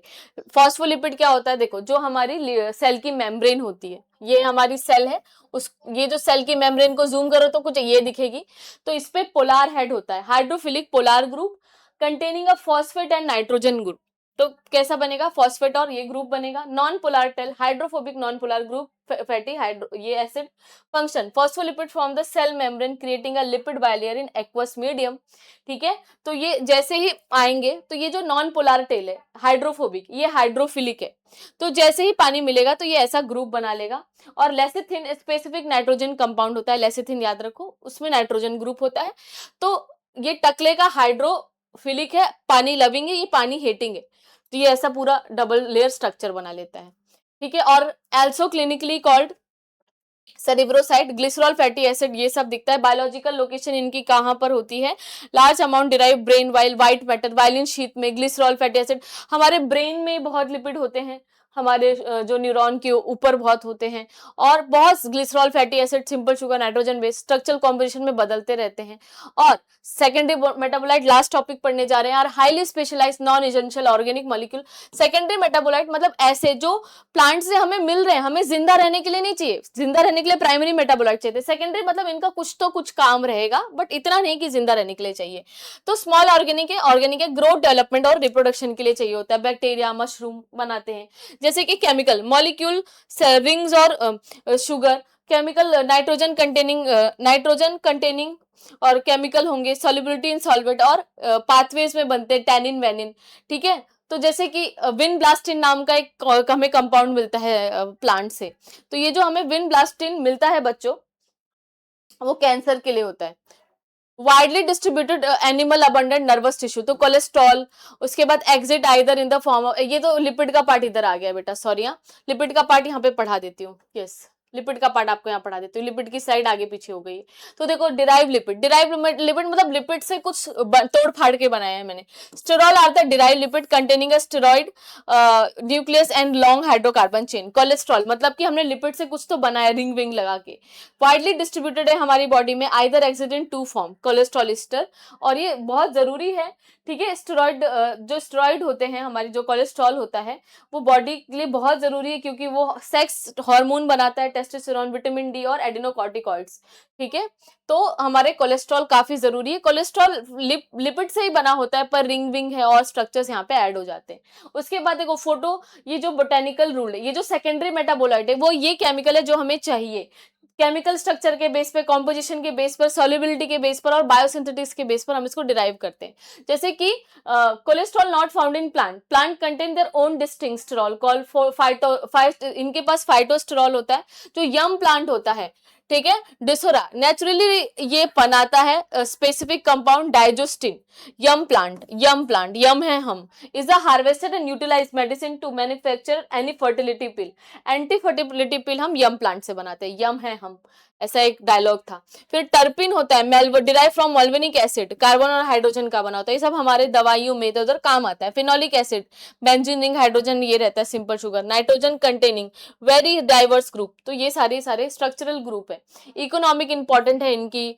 मॉर्फिन है, अगर ये थोड़े अमाउंट में पेन रिलीवर है, नहीं तो इससे लोग ड्रग भी करते हैं मॉर्फिन से। पेपरवन सोनिफरम से हम लेते हैं प्लांट से, प्लांट का नाम क्या है, Papaver somniferum. Infectious disease, cancer, hypertension, inflammation में हम बहुत सारे सेकेंडरी मेटाबोलाइट्स को यूज करते हैं। फूड फ्लेवर में हम इसको यूज करते हैं, इम्प्रूव टेस्ट, वाइन, चॉकलेट, इस सब में यूज करते हैं, और सारे कंपाउंड्स में यूज करते हैं।